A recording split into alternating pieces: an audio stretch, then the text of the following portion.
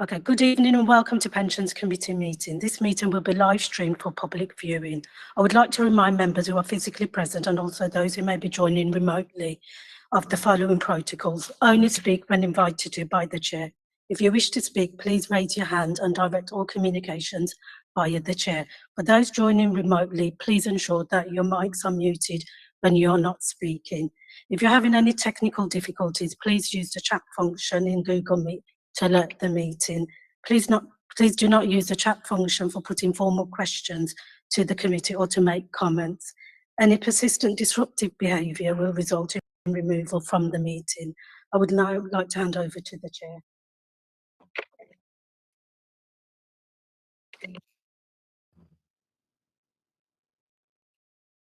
Good evening, everybody. A warm welcome to you all and to the new members. I'm sure the new members will enjoy our committee and I have no doubt that they will make a valuable contribution to the future direction of the fund. As we have a number of new committee members, I'm going to ask members to introduce themselves. So can you introduce yourself, please? I'll start. My name is Cam Adams.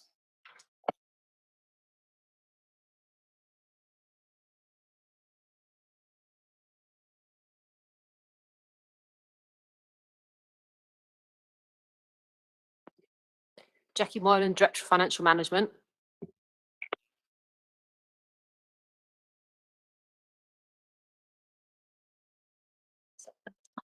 Laura McEnroy from Hyman Robertson, Fund Actuary. Karen McWilliam, Governance and Benefits Advisor from Aon. Hi, Andrew Jackson from Legal Services.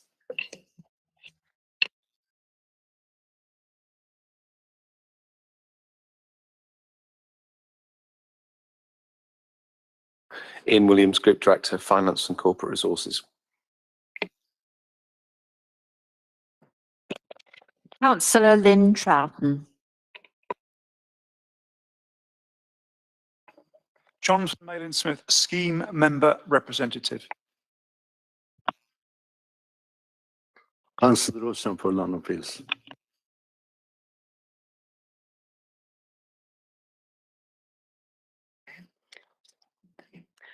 Rachel Coburn, Head of Pensions, London Borough of Hackney.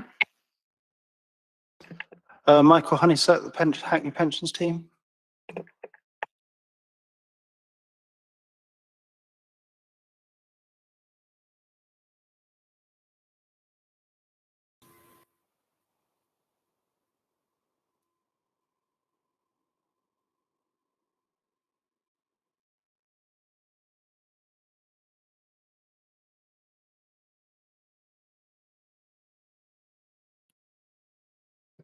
Apologies for absence. Apologies for absence have been received from Henry, Grace, Councillor Radbourne, and Councillor Ayos. Any apology for lateness? Oh, I received one apology for lateness from Councillor Gordon. Any other apologies? No? Thank you.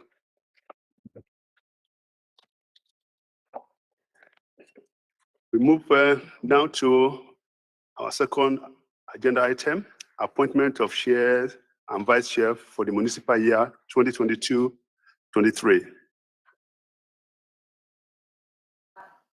1 minute. Just want to sit down.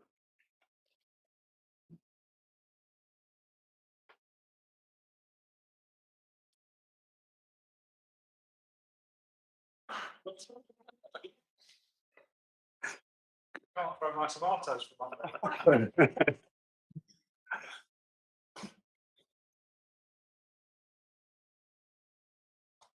Sorry about that.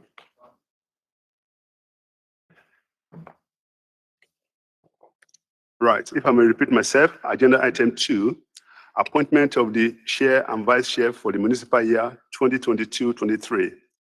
Can the committee note the confirmed appointments to the position of chair, Councillor Adams, vice chair, Councillor Chapman of the Pensions Committee as agreed by the full council at its annual meetings on 25th of May 2022. Great. Noted, everybody? Yeah, thank you. Right. I would like to thank Councillor Rob Chapman for the excellent work that he has done while he was the chair of this committee. I'm pleased that he's still on the committee as vice chair and that we can tap into his rich knowledge for the future meetings. Thank you very much, Councillor Chapman. So we now move on to agenda item 3, terms of reference, page 9 to 10. Can members know the terms of reference of the pension committee? Noted, thank you. Agenda item 4, declarations of interest. Members may declare any disclosable pecuniary or non-pecuniary interest in an item coming before the pensions committee. They must state the item for which they are declaring an interest and what the interest is, as this must be properly minuted. Where the declaration is for disclosable pecuniary interest, the member must leave the room when the item in which the members has an interest is being discussed, unless the member has obtained dispensation from the monitoring officer or standard committee to remain in the room and participate in the meeting. Where a member has a non-pecuniary interest, he or she must declare the existence and nature of the interest in relation to the relevant agenda item as soon as it becomes apparent to him or her, or he or she may remain in the room, participate in the discussion, or vote, provided that contractual, financial, consent, permission, or licensing matter are not under consideration relating to the item in which the members has an interest. If it is so, the member must leave the room unless the member has obtained a dispensation from the monitoring officer or standard committee. Karen McWilliam Ayon will give a short introduction to the declaration of interest and the committee fiduciary duties, 5 minutes. Recognizing that there are a number of new members of the committee, Karen will also highlight some introductory training sessions being run for members. Both new and returning members are encouraged to sign up if possible. Please let officer know if anyone would like a place to be booked. Declaration of interest form will be sent to members via email, Google form format. Officers are happy to meet with any members unsure of what needs to be declared. Please note the additional form is required as the pension fund needs to maintain its own record separately to those held by the council. So can I call on Karen for 5 minutes? Thank you. Thank you, Chairman. Thank you. So I just want to highlight for the new elected members, you'll have had a briefing about declarations of interest from a council perspective. However, there's some additional responsibilities from a pension fund perspective that you need to be aware of. The Pensions Committee is a non-executive committee. One of the key drivers around that is the fact that you have a legal responsibility to manage the pension fund on behalf of the scheme members and also the employers of the fund. So this is what we call your fiduciary responsibility. So there may be situations at a committee meeting where you could be interested or worried about, for example, the finances of Hackney Council or one of the other employers in the fund. You may come across a situation where climate change is another good example, where you've maybe got personal interests or other organisational interests in it. In making the decisions relating to the pension committee, you should always be mindful that your key objective is ensuring about the good stewardship of the fund on behalf of the scheme members, and that has to be the focus. So when you come to do business in the pensions committee, I always suggest that you put your pension fund hat on and you leave your other hats out the door. Now, it doesn't mean that those interests can't be discussed, but when it comes to the decision meetings, please keep focused on what is right for the pension fund and the pension fund stakeholders. as well. So there will be a form that's coming out, and we're interested in things like, are you a member of the scheme? Are you a member of any interest groups, particularly, and also any other roles and responsibilities that may have a potential conflict with the business of the pension fund, and therefore it's important that we're aware of those things as we go through our business. And if you have any questions or you're uncertain, it's always better to speak up and let us know about them, and then we can have a discussion about them, or come to Rachel or myself or Michael, and we can work out how best to deal with it. And a lot of these won't necessarily mean that you have to leave the room, but at least if we know about your other interests, we can make sure we're focused on what's right for the pension fund. The second point the chair mentioned too was training for the new elected members. We're looking to have a programme of training. So there's 2 days training, which is actually going to be based, and it's going to be general training for not just Hackney Pension Committee members that will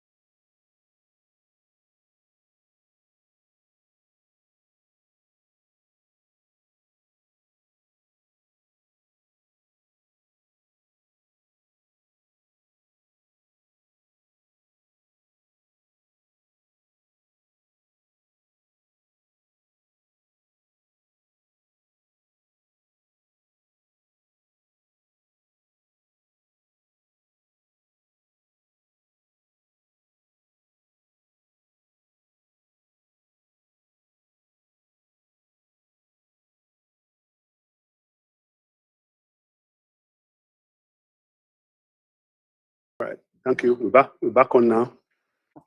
So, Alex, sorry, you want to resume where Yeah, sure. where you start? Thank you. No worries. So basically, in summary, the first step of performing the carbon footprint is you map your instruments that you invest in to companies that exist in the Trucost database, whose carbon emissions might be modeled or they might be disclosed. You work out what your investment represents as a share of financing provided to that company. So typically it'd be a fraction of a percent or a couple of percent, for example. So then you take how much your ownership share, you multiply it by the carbon, and then you sum up across the portfolio for scope 1 emissions, scope 2 emissions, and scope 3 emissions of all of those companies to arrive at a portfolio level footprint, carbon footprint. And typically people beginning their TCFD journey will do this as a way to understand your baseline. So in this case, the baseline will be the footprint that was done in 2016, against which reduction targets can then be decided upon. And tracking, the guidance is to repeat this analysis year after year to track progress against the goals. On top of the carbon footprint, there are other elements to the core environmental data set, which includes things like the reserves exposure. So companies with reserves, as was mentioned earlier, we also have information on, and we can apportion those reserves to the portfolio in much the same way that we would do so with the current carbon. So the carbon footprint itself, the absolute carbon emissions, is the entry level metric. Obviously, if you have a very big fund, it'll be a big carbon footprint versus a smaller fund that's otherwise constructed in the same way, it'll be a smaller one. So that's why we complement the absolute carbon footprint with other metrics where we've normalized this number by a financial indicator. So typically you'll see other metrics called things like carbon to revenue intensity or carbon to value invested intensity alongside the absolute footprint, so that you can compare the performance of different portfolios that are of different sizes or of different strategies and across time. So that's why the headline results for this footprint are the absolute carbon apportioned to the portfolio, carbon to revenue intensity of the portfolio, carbon to value invested, and the weighted average carbon intensity. The last one, the weighted average carbon intensity, was the original one recommended by TCFD, mainly because it doesn't involve the apportioning process. So you only need to know your exposure to certain companies in the portfolio, their weight in your portfolio, and the company's emissions. You don't need to work out things like apportioning. But it's similar to the carbon to revenue intensity in that it gives you a normalized carbon number for which you can track progress against year after year. So alongside the carbon numbers, we reported on exposure to carbon-related assets. So that is things like extractive industries or fossil fuel energy production. And those metrics are indicated as the weight of those companies in the portfolio. So a company with any revenues at all will contribute to the value of holdings weight exposed to those fossil fuel activities. Or there's a revenue level exposure where we've taken the weight of each of those fossil fuel related companies in the portfolio multiplied by the share of revenue that those companies derive from those fossil fuel related activities. So obviously that would be higher if it's a company that takes 100% of their revenues from extractive activities versus a company that takes 1 or 2% of their revenues from fossil fuel extraction. That's another metric that's typically recommended to disclose in initial TCFD reports. And TCFD obviously goes further. It was mentioned that you're looking to the future perhaps to do a full TCFD report one day, which would incorporate things like stress testing of a portfolio under different climatic situations, looking at exposure to policy risk, which would be looking at things like how carbon price changes might affect the portfolio or the solvency of companies in the portfolio. And then also looking at the no policy action scenarios, which is looking at the physical risks that might arise for the companies that you invest in. I think that's probably a conversation for the future, but at this stage, it's just the sort of carbon footprinting and exposure to high carbon activities that we've provided results for. Happy to answer any sort of methodological questions you might have about the process. Thank you. Jonathan? Thanks, Chair. Alex, thanks so much indeed. I'm Jonathan Malin-Smith. I'm a scheme member representative, so I'm here to look after the interests of scheme members. I know that data quality has always been an issue with regard to disclosure. Can you give me some comment about how you think it is at the moment, and are there big gaps in a global area activity. Yeah, so you see in the reports, we also give some feedback on the disclosure categories of the companies that were used. So there are a dozen or so different flags that will attach to the carbon emissions for each company in our database, which will indicate where those emissions came from, whether they're being disclosed by a company, whether we've modeled it, whether it's modeled based on last year's disclosures and it's just missing this year. So there's lots of permutations of where the carbon data came from. We then sort of break that down into three broad categories of fully disclosed, partially disclosed, and modeled. And understanding where your portfolio fits or how your portfolio performs against those three things is essentially part of the risk management side of this process. If you can tell that you're invested in a portfolio that's highly dependent on modeled data only, that then becomes a point of engagement for you to go out and look at the biggest contributors to your footprint for whom you're relying on just modeled data for. And the goal would be to try to encourage them to do better when it comes to reporting. With listed companies globally now, obviously it's getting much, much better. It depends on the region. So in Europe, it's very developed. America, slightly less so. APAC, less so again. But for listed companies, it's obviously improving quite fast. The hot topic at the moment is obviously private equity, where there's almost no data and a lot of people trying to build up models to do their best estimation when it comes to gap filling. But yeah, there's definitely an issue in the private equity space for data quality.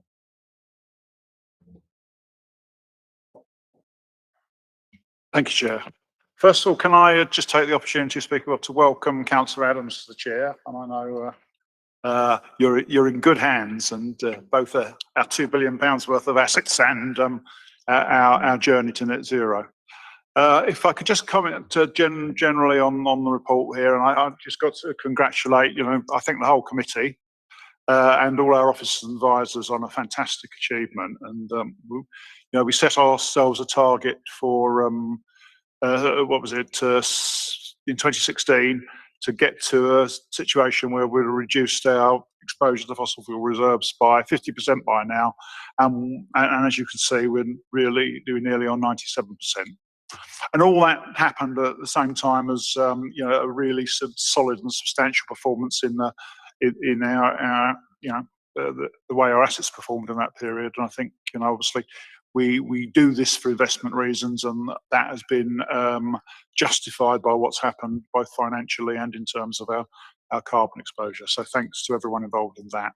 Obviously we're on a journey still with that, and we'll all be keen to ensure that our future progress is maintained at this level, and that we remain at the forefront of local authority pension funds in tackling this issue. So thanks to everyone involved in that. I have a question, but it's a bit more mundane after that.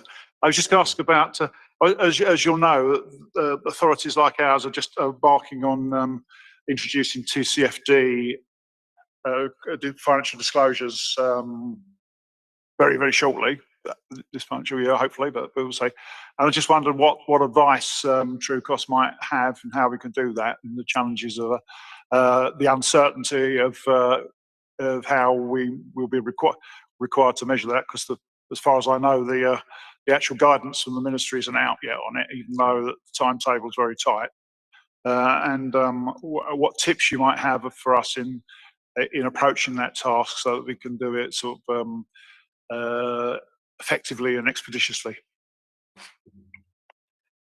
Yeah, so obviously there are 4 pillars to the TCFD disclosures. There's governance, strategy, risk management, and metrics and targets. Trucost's expertise is in basically the last 2 of those, the risk management and the metrics and targets. As a sort of data and analytics providers, we can provide the information you need to calculate your emissions each year, to track progress against goals, but also do the stress testing that was mentioned before. So the policy action stress testing, the hothouse earth stress testing, all which form part of the TCFD recommendations. We also have, Paris alignment assessments, which basically look at the trajectory in the past and going forward for companies in your portfolio to try to understand what temperature trajectory the portfolio is on. I guess the difficulties would come with the other 2 parts, which because we're not consultants, we can't really engage with our clients too much on how to do the how to set the strategy yourselves. You know, you need to report on how you have governance in place and responsibility for climate-related issues at each level of the organization, and that the correct feedback mechanisms are there, such that people understand where the responsibility lies. I guess making that clear is one of the primary challenges of doing it right the TCFD first time. But there are plenty of examples of excellent TCFD reports out there, so yeah, I would follow those, check in on those.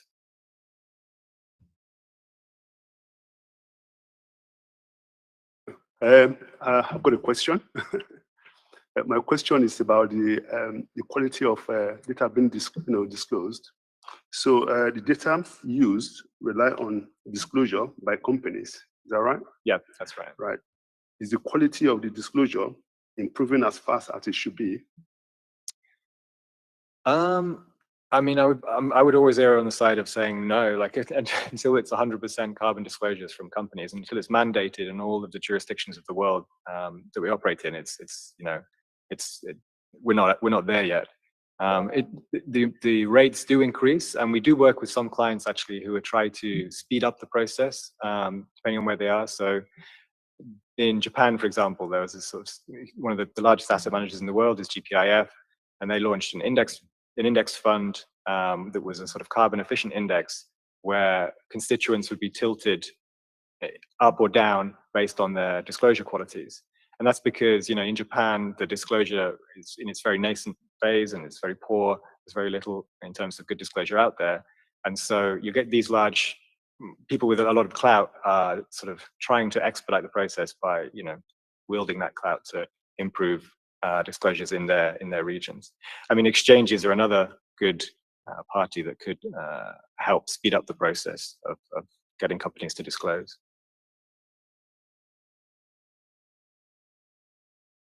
Any other question for Alex?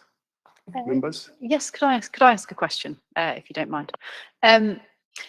You've talked a little bit about some of the potential metrics that can be used under TCFD, and one quite interesting one is obviously the stress testing of portfolios against different scenarios.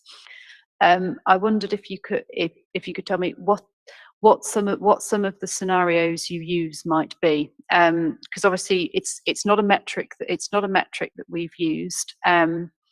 The 2-degree alignment metric we have is just energy generation mix. So obviously, yeah, it's limited to the portfolio's specific energy generation exposure, and the scenario that one uses, I think, is the IEA's 2-degree strategy. Yeah. And given that obviously does come under a bit of pressure in terms of the sort of well below 2 degrees proposals, I just wondered what strategies which scenarios do you use for stress testing? Just because I'd be interested to know. Yeah, so we use the scenarios that are also used in the IPCC reports. And they're described by the NGFS, the Network for Greening the Financial System, which is the central banking network, under the titles of things like hothouse Earth, too little, too late, and sort of organized and steady transition is another one. And basically, so for example, in the carbon price risk analysis that we'll do, there are 3 different scenarios that we'll have. So we use the IEA's reports where they have a target price for carbon by 2050. We'll look at the carbon price regimes that exist in the world today for the companies that you invest in. And then basically we create this thing called a carbon price risk premium, which is the difference between what you pay now based on where your revenues are coming from or where your emissions are coming from and what you might have to pay in the future. So the first scenario is basically increasing steadily to that point of, it's about $140 a ton or something like that. And the second scenario is the delayed action, where we don't expect there to be much change in the first few years, but there's a much steeper increase in price towards 2050. And then the last one is a sort of not enough policy action, which is actually based on the nationally determined contributions, which is, as you know, not on target to hit the 2-degree warming. So that's the kind of, if countries were to do what they say, which is not enough, this is the the bad scenario. So we did then just comparing what the financial impacts would be across those three different scenarios at different reference years. So if we take 2020, that's one result, 2030 is another, 2040 is another, for the three different scenarios. And we have similar setups for the physical risk scenarios as well. Super, thank you. Thank you. Any other questions? No? Right. The committee is recommended to note the reduction in exposure to future CO2 emission by 96.9% since 2016, which significantly outperformed the fund's target of 50% reduction. So, shall we note the reports? Noted, yes? Thank you. So we'll move on to the next agenda item 7, responsible investment. Next steps. Can I invite Rachel to introduce the report, please? Yes, of course. I just wanted to ask if the committee could thank Alex for attending, as I think he has an additional evening commitment and may need to nip quietly out at some point. So I just wanted to say thank you very much, Alex, for attending and for attending at extremely short notice. So we're really grateful. Thank you. So the next agenda item, having given a bit of background on the work that the committee's already done, this report is really looking at the next steps in the fund's responsible investment work programme. So what it tries to touch on is a progress update on developing Tcfd reporting. So for anyone who is new to the committee, Tcfd stands for Task Force on Climate-Related Financial Disclosures, and it's an acronym that we're all likely to hear quite a lot of over the next few months. Essentially, it's a reporting framework for, as it says, carbon-related disclosures. There is already legislation in relation to the occupational schemes in terms of using the framework to report. We know that central government is planning to consult on legislation for local government pension funds to report using it. So they intended to run the consultation last year, didn't run it. We have been told it will still happen. We don't know when.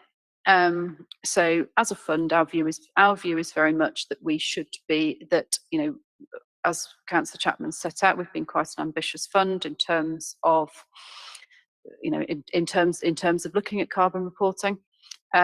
We would like to make sure that we stay ahead of what the government is planning to do, in the hope that we can inform that consultation rather than being reactive and simply having to respond to what the government suggests that we do, which we may not feel is in line with what we would like to do. So essentially, it tries to set out sort of how we might do that, as well as looking at proposals for the fund's responsible investment working group for the committee's approval. So if we run through quickly to look at the Tcfd disclosures. If it's helpful, I can talk. Alex mentioned them a little bit. I can talk a little bit about what they do. So essentially, what financial markets ought to be doing is pricing risk so that investors can make informed decisions about what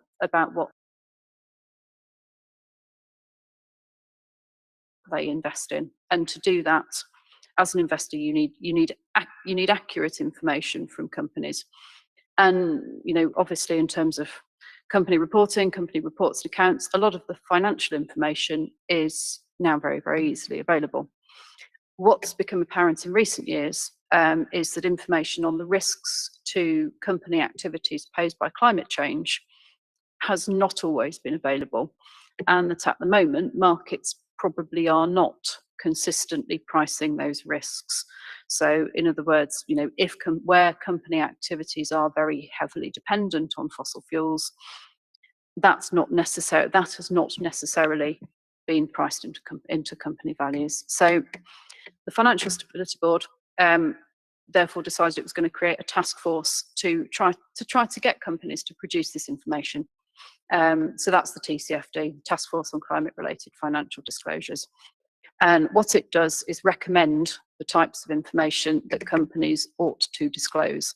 So first of all, the Tcfd it's a guide for companies, but what it also functions as is as a framework for investors.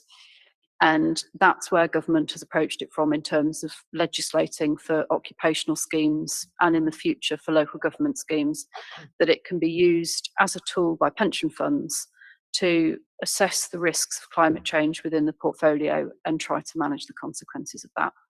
So as Alex mentioned, there's 4 areas: governance, strategy, risk management, and metrics and targets. And there's 11 specific disclosures across those, which I've set out in the report. So some of these actually for the Hackney Fund, particularly around governance and strategy, we already have a lot of the building blocks in place there. So a lot of the work that we need to do is around risk management and metrics and targets. So it's looking to build on the work that we've already done in terms of the carbon risk audit, but bringing in new metrics and reporting more frequently and in a more formal way. So historically, we've reported once every 3 years on a single target. Now what we're looking to do is to start reporting annually on a suite of metrics. And really that's a reflection of how carbon data has progressed over the last 6 years. It's, looking at the type of information available now, it's a complete change from when we looked at this back in 2016. So it's been a really fast-moving area. As I mentioned before, central government is looking to consult on regulations for the local government scheme.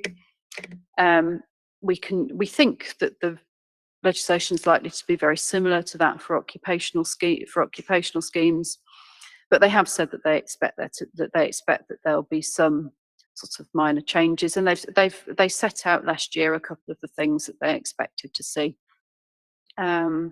So for example, they recommended that in the strategy element, they would want to see at least 2 climate change scenarios modelled, one aligned with the Paris Agreement, and then funds could pick their own for the second one. And they also expect at least 3 metrics on the metrics and targets element. Of course, again, what we anticipate is that where this is a particular interest of funds, they will be able to go beyond that. And some of the metrics that Alex has mentioned, so the sort of stress testing, the value at risk elements, those are the type of metrics that really have come about fairly recently, and that sort of more ambitious investors in this space are starting to look at. The other thing that central government have confirmed is that asset pools are expected to play a really significant role in delivering this for LGPS funds. So obviously we are members of the London CIV, and it's potentially an area where using a pool can add quite a lot of value, because it means that rather than operating as a single fund, by using it at the pool level, we use scale and market power better. Both in terms of value for money in delivering TCFD reporting, but also in influencing underlying investee companies. So obviously, when we set our target back in 2016, it was a really ambitious target, and it's something that we really feel we took a leading role on. And as a fund, I know that Councillor Chapman and Councillor Adams have wanted to maintain that role, which is why we want to look at this well ahead of the government consultation. So one of the things we looked at sort of earlier this year was targeting really early adoption of the TCFD framework, and it may be setting a new target really very early. But what's become increasingly clear is that we're likely to see the best outcomes through cooperating with other London funds. We know the London CIV needs to be closely involved in this, and in terms of getting both the best value for money and sort of the best outcomes for ourselves in this process. What we'd recommend at this point is, is collaboration. We've got a long history of collaborating with other funds, and it's something that we'd like to continue. So what we're looking to do is the fund is now part of a working group that's now being set up to look at this across London, and to essentially look at what type of metrics should we be looking to measure? What's the minimum standard we expect from London funds? What should the London CIV's role be in delivering this for us? But also to look at between more ambitious funds that how can we potentially sort of set stretch targets for ourselves. So one of the things that we want to link it to here is the fund to set an ambition to deliver net zero emissions by 2040, which is in line with the council's commitment. And something that Tcfd will be really useful for doing is helping us to set interim targets to monitor progress against that. But I think what we as officers have feel about it is that we would like to be really clear, because we're using new metrics. We would like to be really clear on the fund's starting point. So at the moment, we don't know where the portfolio stands in terms of some of these newer forward-looking metrics.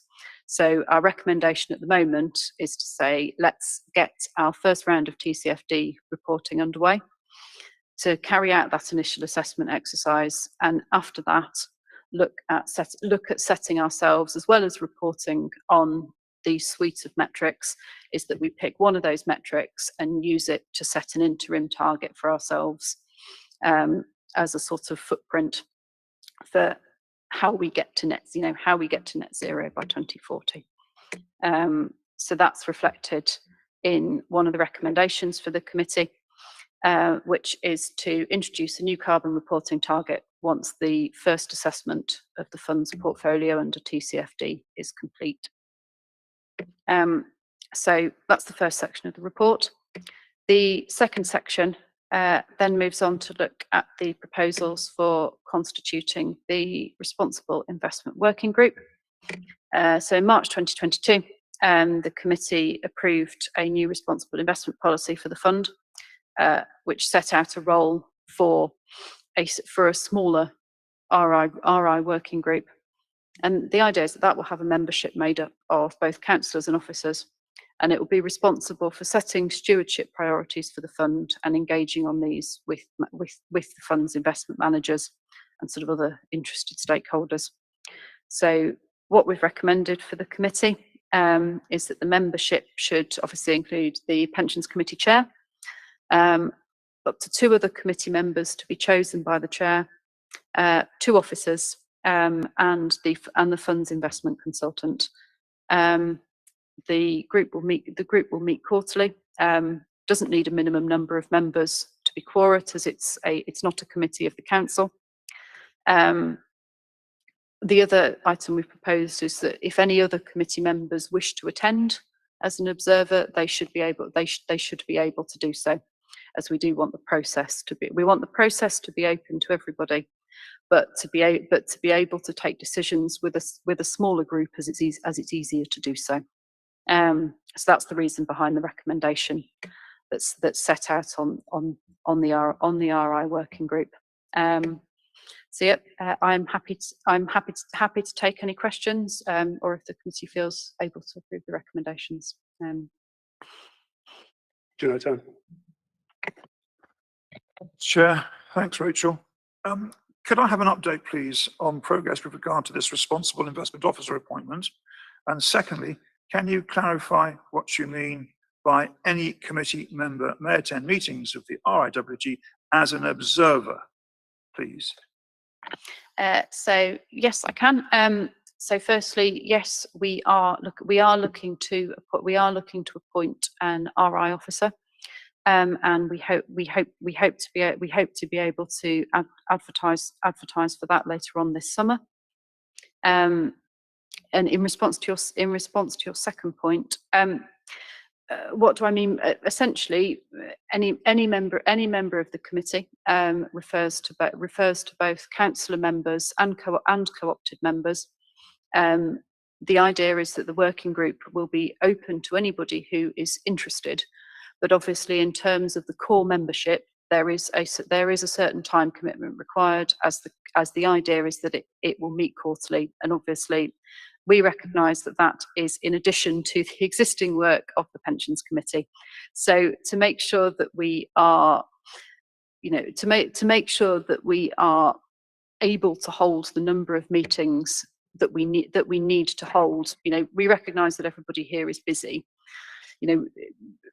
If everybody had all the time in the world, we would perhaps look to simply use the committee as the vehicle for doing this. As things stand, however, we recognise it's additional work, and that's the driver behind having a smaller group. Is that it means that for those who do have the enthusiasm and the time to attend additional meetings, the core membership option is there. For those who want to attend occasionally or for items of special interest, we recognise that people may very often want to attend on a essentially on a more casual basis. So that was the reason for it.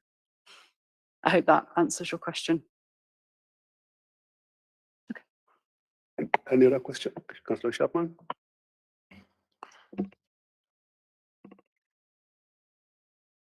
Yeah, thanks very much for the report, and again welcome it. Following on for the last one, it just shows that we're following up the solid progress we made so far with a strong plan for taking us to the next steps, both in addressing climate risks to the portfolio and also the whole issue of responsible investment more generally. Could I just ask though, so we're going to introduce the new carbon reporting target once the first assessment of the fund's portfolio under TCFD reporting is complete. Yeah, I couldn't locate in the report when that is going to be. When? So when exactly?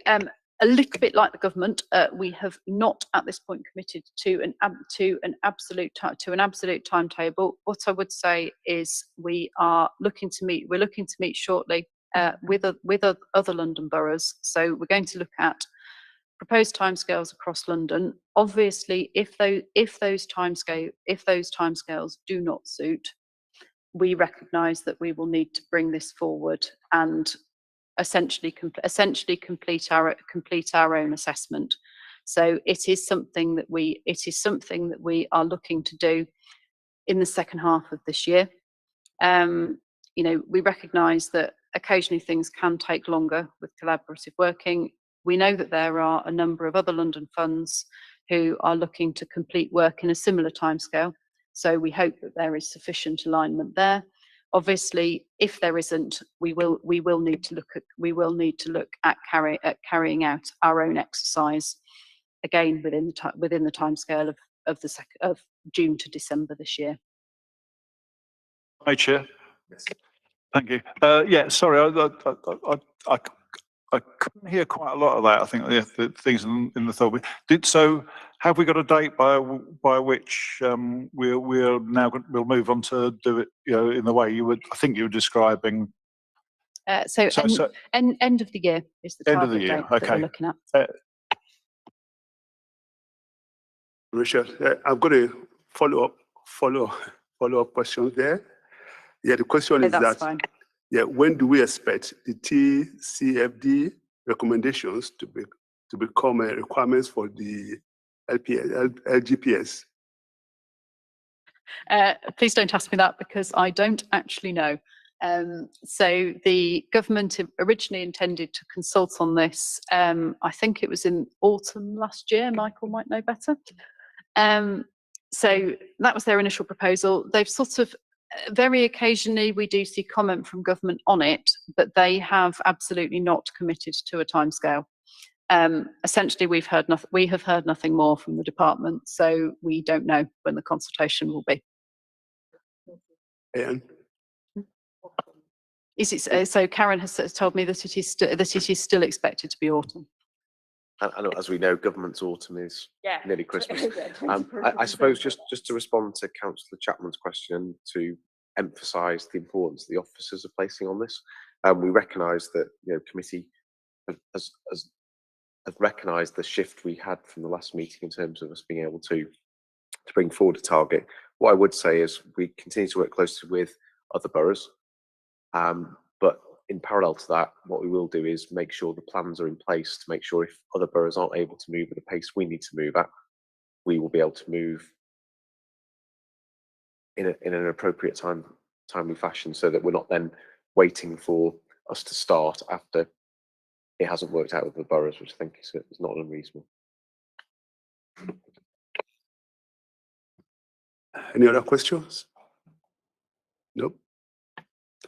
Right.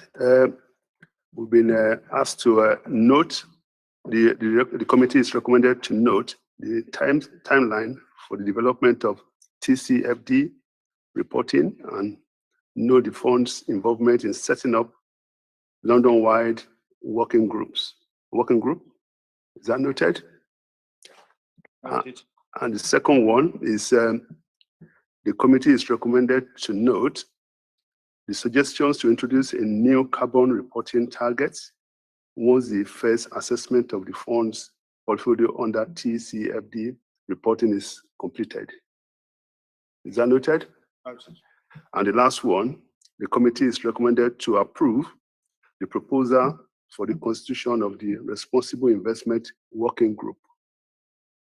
Agreed. Approved? Is that approved? Yes? Thank you.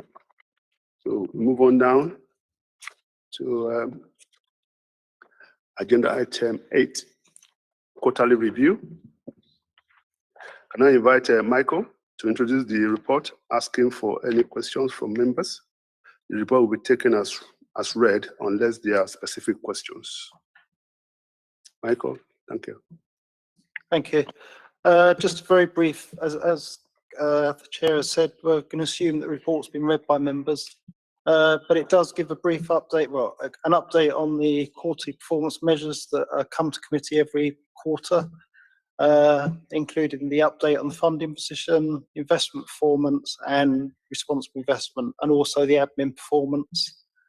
A couple of other areas it touches on is the reporting of breaches, and then an update on the implementation of the investment strategy that was last approved at previous meetings, along with some of the specific project work updates on those. So things like the guaranteed minimum pension project, the cloud project, and others. So as I said, we'll take it as read, but happy to take any questions. Any questions for Michael? Yes, Councillor Chapman. Yeah, thanks for the report. I'm just wondering if there's any sort of up to the minute or up to recently updates on investment performance given recent events and turbulence and all sorts of other things. Nothing. Well, the update in respect of Ukraine and Russia is in here, although it's only a qualitative update because it's hard to get beneath the details, and at current time. Sorry, I haven't got an up to date as at this moment. Yeah, I don't know if Andrew can. Yeah, Andrew's raised his hand. He might update that. Yeah, of course, and just sorry. Good afternoon, everyone, or good evening, everyone. I didn't get the introduction early on, but my name is Andrew Johnston, and I'm your investment consultant from Owens Robertson. Specifically with regard to, I guess, markets, Councillor Chapman, since the end of the quarter, it has been a reasonably turbulent period from an equity market point of view.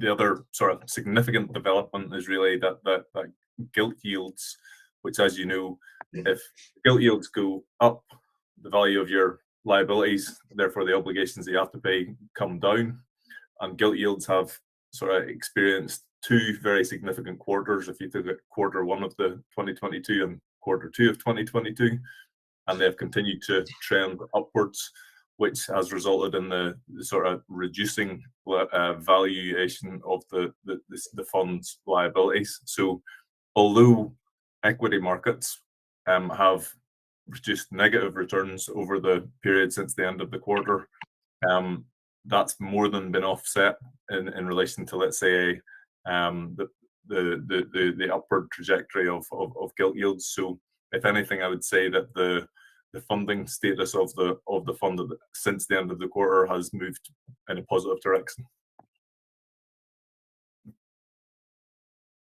Thank you. Councillor Chapman. Yeah, can I also ask if there's an update on the Russian position we discussed, I think, committee for last, was it? I don't know. Okay, so there is a section in the report on the update, and that is the latest position. We're still unable to, as I said, to obviously divest of any of those because of the restrictions on that. But it's still the position that once we're able to, the intention is to reduce or divest of those actual items. As it says in the report, it's a very minor part of the fund's investments, 0.05%. So you're talking about roughly £1 million out of 200 million that we're talking that we've got. I've got a question. My question is about the McLeod. With the high impact of inflation at the moment, how would that affect the McLeod settlement? Because we have a very high inflation rate now. If this one persists, how it's going to impact the McLeod,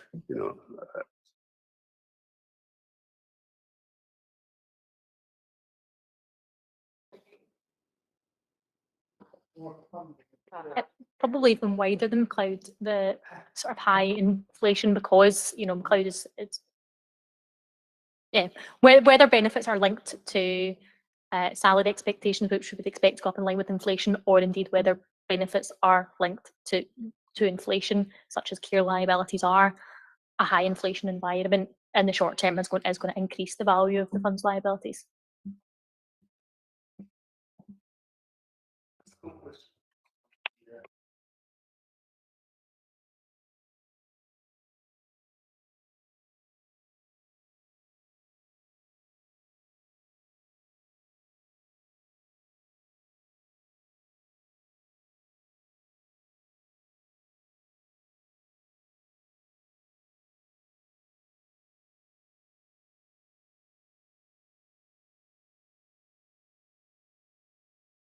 So all the actual changes that were, members that were affected by the GMP reconciliation, all the changes actually happened towards the end of last year.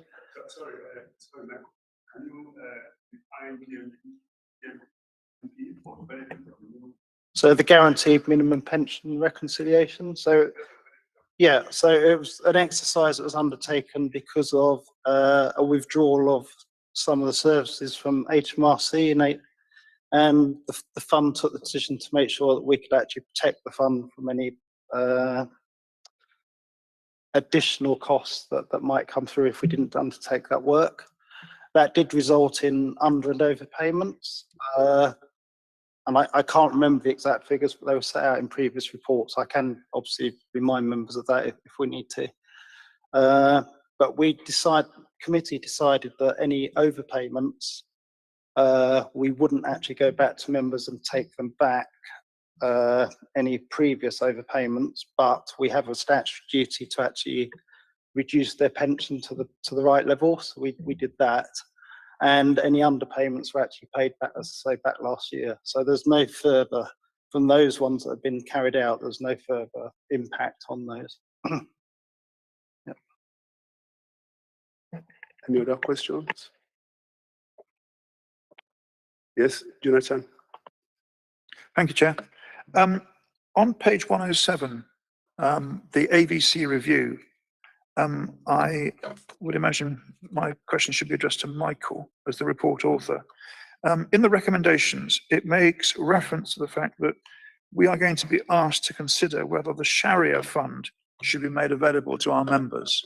Can anybody explain to me the Sharia Fund, please?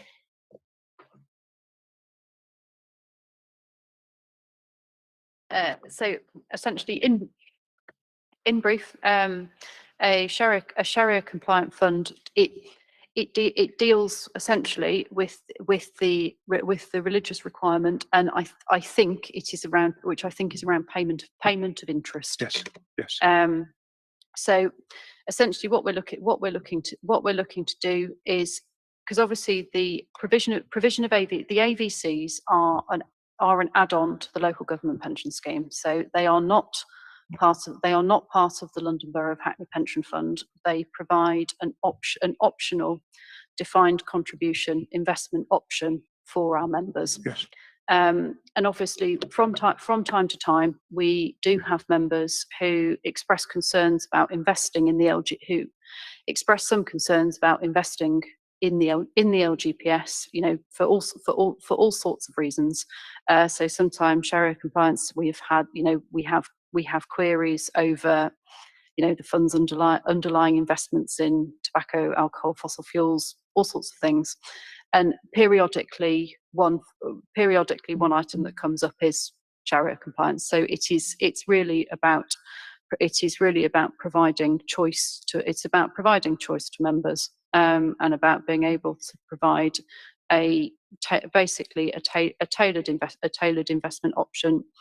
To my knowledge, Sharia funds used to be quite rare. They are now increasingly widely available to retail investors.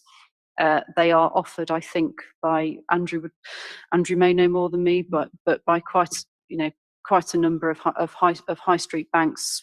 They are becoming a reasonably commonplace investment product, and I think it's reasonable to consider whether or not we should offer one.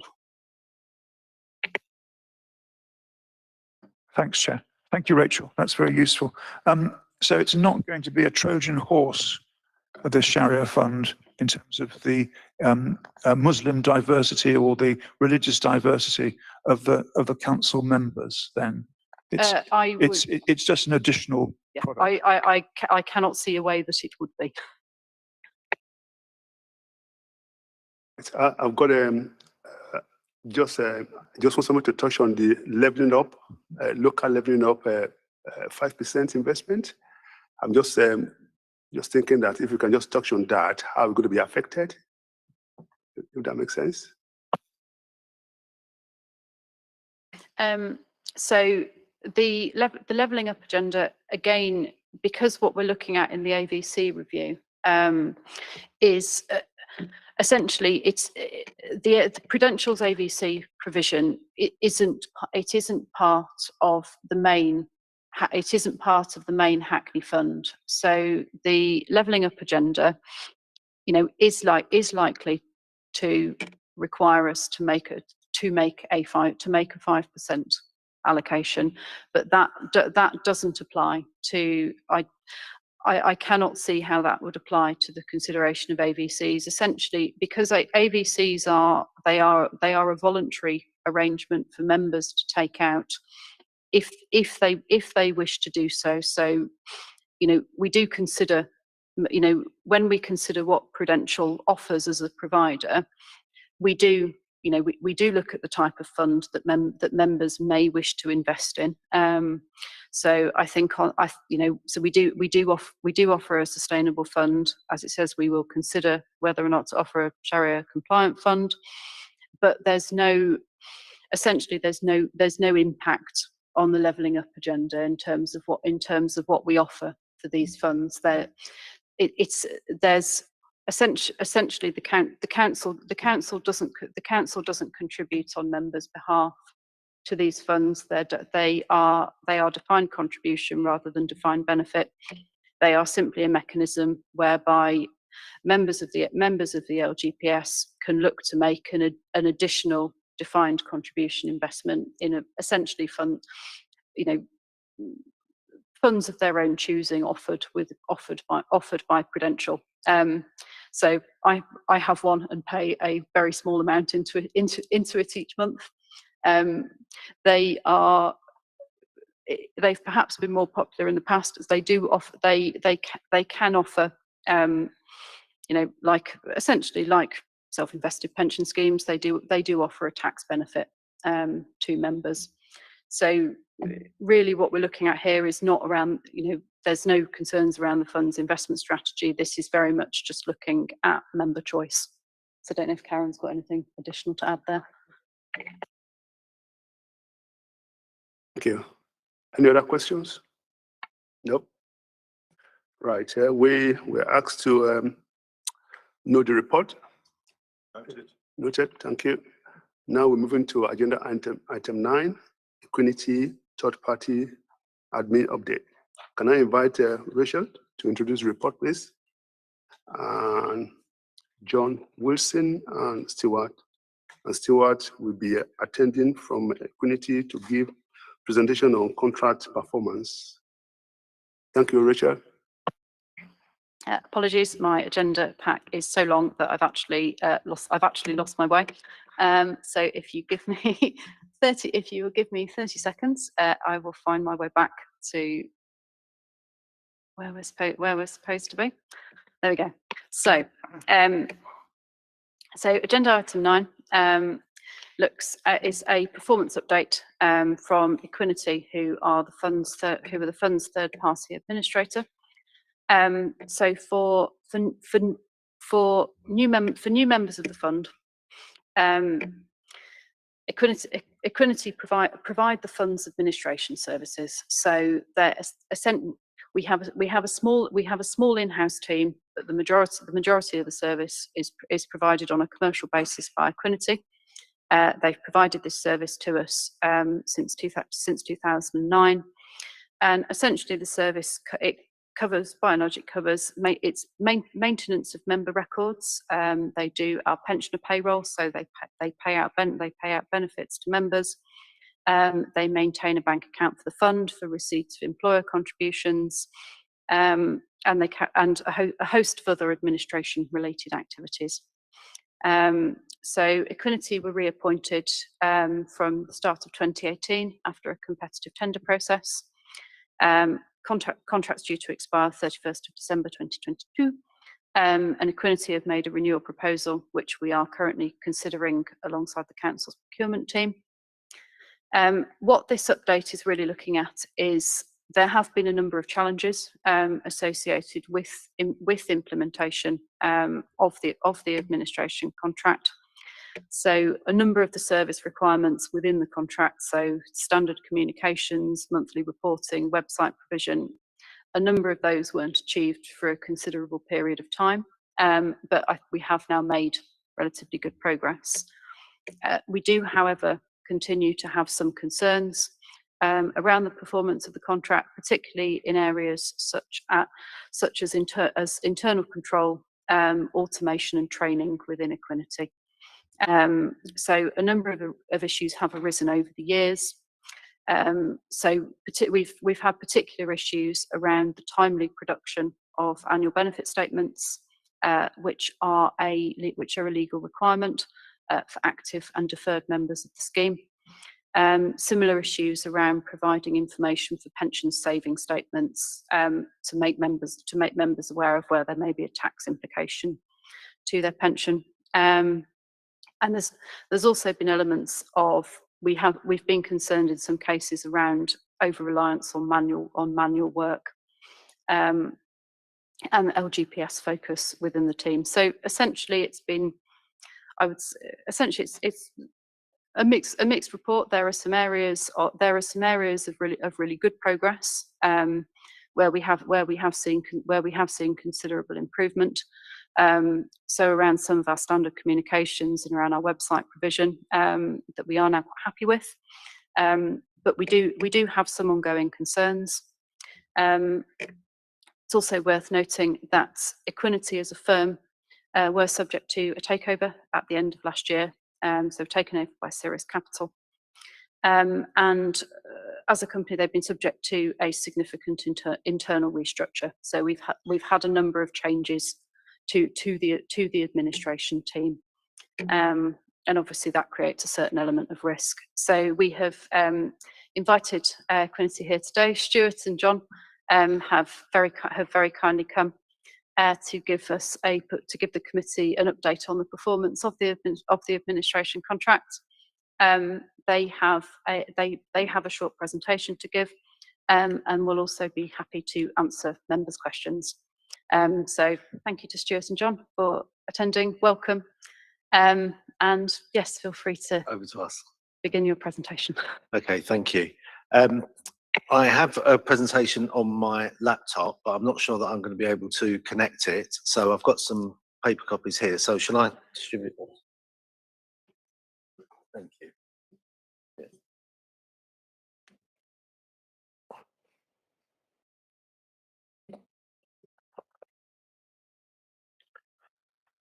I can report to the committee that we were that excited about being here that we were here at 5 o'clock this evening. So.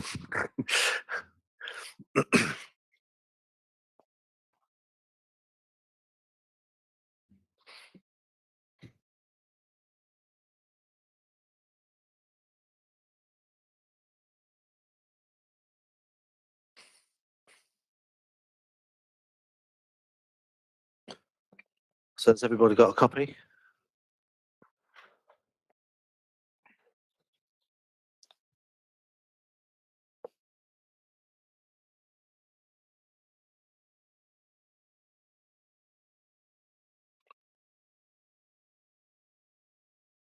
So to introduce myself, my name's Stuart Kohler, and I was appointed as the Client Relationship Director for the relationship with London Borough of Hackney by Equinity in January of this year. And my colleague John Wilson was appointed as head of the relationship management team at Equinity in January of this year as well. That was post the restructure. So we don't have a great deal of history about what has happened in the past, but what I wanted to do is concentrate on what I have found to be the situation when I inherited the relationship, some of the issues that we found and what we're doing to try and overcome some of those issues going forward. So I'll present my initial findings. I'll provide you with a summary of what the lessons that we have learned as a consequence of those findings, what we've done to try and alleviate some of those problems going forward. For my part, just to give you a little bit of background, prior to joining Equinity, which was 7.5 years ago, I was the relationship manager for a software company that provided administration application to the LGPS market. So I do have a background in relationship management with over 20 plus schemes around the north of England and Scotland was my focus. And after leaving that organisation and joining Equinity, I was a relationship manager for the civil service pension scheme based up in Liverpool, which has 1.5 million in members, and we paid 650,000 people a month. And I say that just to give you some context. You know, I do understand about, you know, the LGPS market, the LGPS complexities, if you like, and public sector more widely as well. So when I'm looking at slide 5 on the pack now, which is my initial findings and thoughts. First thing I did when I was appointed was to go and talk not only to Rachel and Lucy and the administration team here in Hackney, but also talk to our people in our organisation to try and find out, you know, how they were thinking and how they were feeling about the service that was being provided. And the comments that you see on slide 5 are actually the comments that Lucy and the team, Rachel's team, provided to me in summary format. So the positive things were that Equinity were trying to do their best. We transitioned last year to a new contact centre in Liverpool, and that exercise was smooth and painless and went well. And the relationship has been a lot better since my predecessor took over the account. So there had been some historical issues previously, but since my predecessor took over the account, things have got a lot better. However, the findings were also that the perception was that there were not enough resources to do the work. and to help projects, that it appeared to the team in Hackney that our staff were undervalued or not motivated. There appeared to be an over-reliance on manual processes, which Rachel alluded to earlier, and the express opinion was that the team wanted everything to be done by the software, by the application. It was felt that there was not enough LGPS expertise, as Rachel has just alluded to as well, and too much reliance on key individuals. Silly mistakes were being made, and the big ask was for a fully automated solution where you could press a button and everything should just happen. So we understood all of that. There was remarks made around equity needing to be at the London Pensions Officer groups and the technical groups. And the overall feeling was that the SLAs and KPIs were being impacted. I asked the general question at the end of that session in January in Blackfriars, if you were to mark us out of 10 at that point in January, how much would you mark us? And the team felt that they would probably give us 6 out of 10, but the pensions committee maybe only 4 out of 10. So that was interesting. It was a benchmark to work from, and I've used that as the benchmark to try and make things better over the course of the last 6 months. Interestingly, I'm on slide 6 now. In terms of KPIs, although the perception was that KPIs weren't being met, unfortunately it's in black and white, your slides, but one line is supposed to be the target line and the other line is the KPI line or the SLA line. And we believe that apart from a dip in November time, which was due to the loss of a key person who produced this report, and it was very much a manual report, and probably some complexities with the data that meant that the data wasn't accurate, which would explain that dip. But on the whole, although the perception was that we weren't meeting SLAs and KPIs, we feel we were there or thereabouts. So the team were working extremely hard to get to deliver those SLAs and KPIs. And if I move on to slide 7, the big elephant in the room was that whichever way we look at it, and as Rachel has alluded to in the introduction, the production of the personal saving statements and the annual benefit statements in 2021 was not good. It didn't go well at all. We did a big drains up exercise on that. We looked at why it didn't go well, and there are a number of issues. Primarily, we've lost people post-COVID. As you're seeing in the news right now, we are losing key people. The market also means that there is not a lot of pensions expertise out there, and our competitors are all fighting with each other to try and get that expertise. That meant that because we had lost some staff, we tried to use a different team to produce these pension saving statements and the annual benefit statements, and those staff were not trained in LGPS, and unfortunately just assumed that they could produce annual benefit statements as they would for other clients, and that was a false assumption and a wrong assumption. The use of ill-trained staff alongside a lack of planning, a lack of technical understanding, and the use of poor control totals all meant that the personal saving statements exercise in 2021 did not go according to plan and wasn't good, and we have to hold our hands up to that. And similarly, if we go on to slide 8, the same principles apply for the annual benefit statement production. Poorly planned project, lack of understanding of the LGPS scheme, lack of automation, manual processes involved, all contributed. But also, there was an issue around data as well, and we are in touch with Rachel and the team to talk about data, because we need to find a way that the employers own their data and submit good quality data to us so that we can produce these statements in the right way and administer the scheme in the right way. We are, if you like, the data processor, and we are only as good as the data that is fed into us.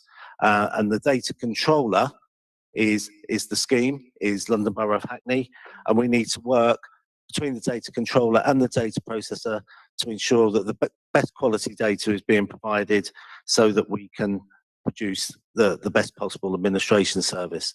So that was a fundamental part of ABS, but again, or ABS 2021, but again, we have to hold our hands up.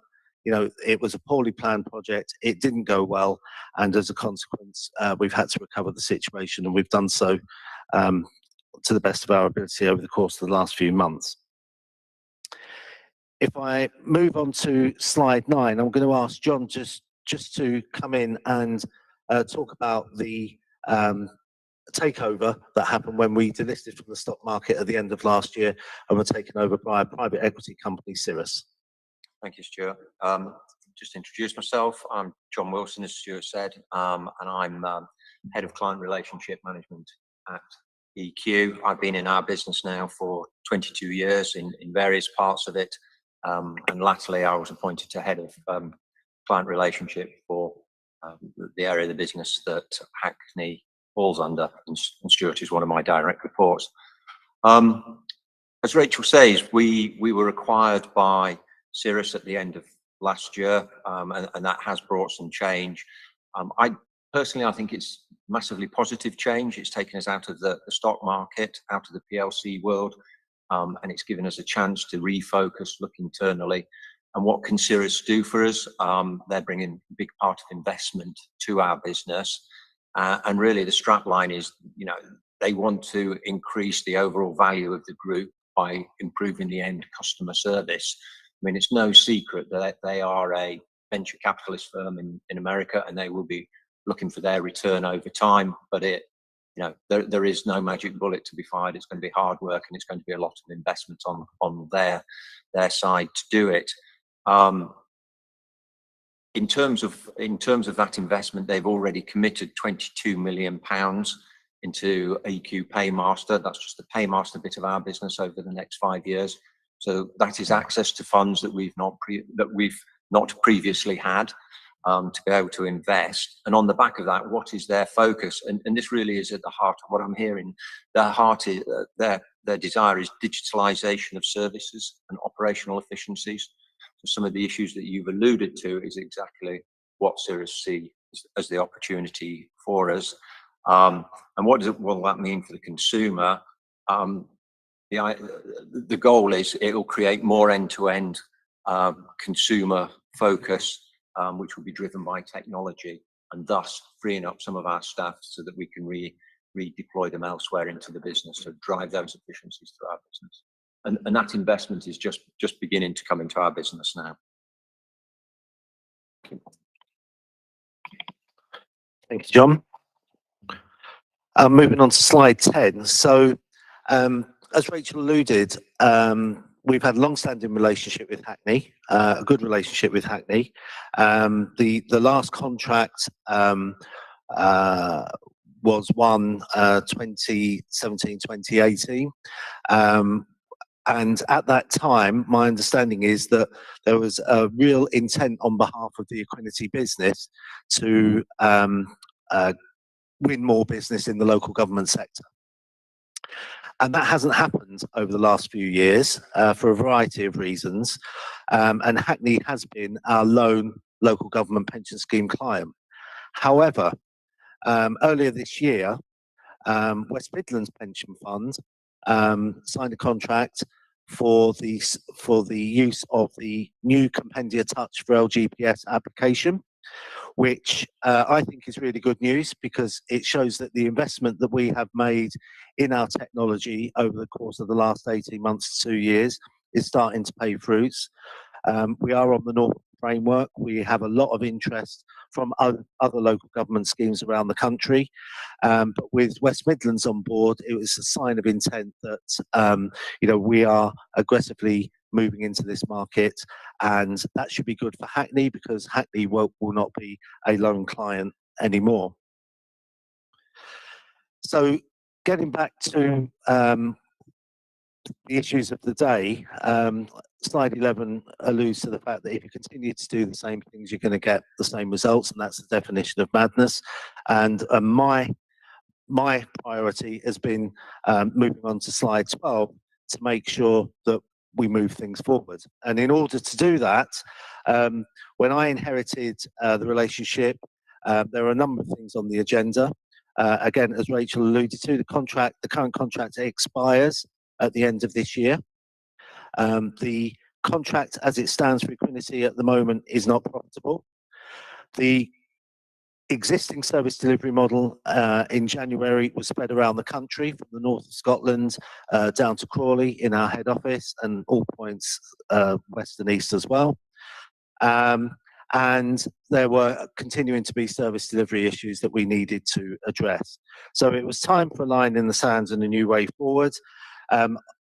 Having spoken to Rachel and the team, I understood that the big issues, or the big priorities, I should say, for 2022 was to onboard employers onto the employer self-service portal to enable them to employers to electronically download their data, to look at the BAU processes, to look at using members or enhancing member self-service to make it a portal that would encourage member engagement, to complete the GMP project, and to get the annual benefit statements and the personal saving statements right first time this year.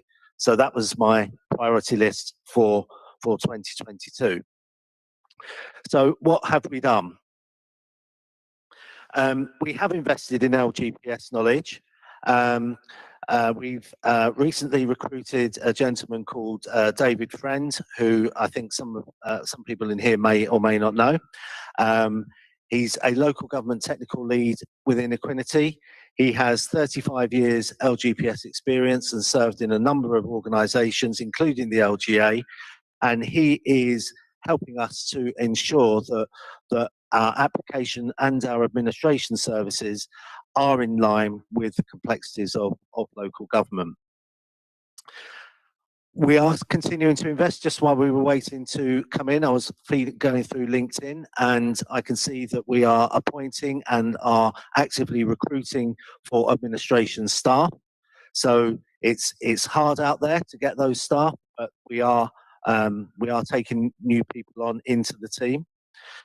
From a tactical point of view, we held monthly KPI reviews, or we continue to hold monthly KPI reviews with Rachel, Lucy and the team. We continue to have monthly projects and annual events meetings with the team as well at a tactical level. But the big change is that the projects and annual events team that was located in the north of Scotland is now located next to the administration team in Crawley. And another, what I consider to be an inverted commas rocket science move, was to make sure that the business as usual team, and I know it was that exciting, the business as usual team and the projects and annual events team talk to each other. And the way to do that, I've introduced an integrated monthly review internally, which means that all the interested stakeholders within our organisation that come together to deliver services to Hackney are now coming together and talking to each other and understanding the implications of what everybody else is doing.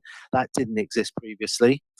We're also holding a monthly integrated Hackney Equinity service review, and that has evolved over the last 6 months. But I think where we are right now is that we have a meeting where we are looking more strategically, forward-looking, planning what we need to do in the short, medium and long term. And I think that is starting to bear fruit.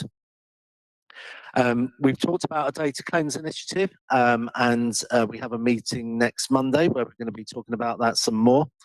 And we've also instigated, on the back of the fact that the contract ends at the end of this year, we've instigated the idea that we move the administration of the Hackney scheme to the LGPS version of Compendia Touch, which would give the automation, the automatic workflows, model workflows, and specific LGPS reporting that doesn't currently exist, because when you came onto the system back in 2017, 2018, we were using a version of the application compendium, as it's known, that wasn't specific for the LGPS. And we've tried to make that work. We've tried to put that square peg in that round hole, and that's why we've had some issues. And just to finish off, I'm conscious of time. On slide 15, what I've done is articulate, it's almost like a bit of an organisation chart to show that whereas we were operating in silos previously, we are now working, I guess, under my direction, but with the help of my colleague Jackie, who wasn't able to be here this evening. But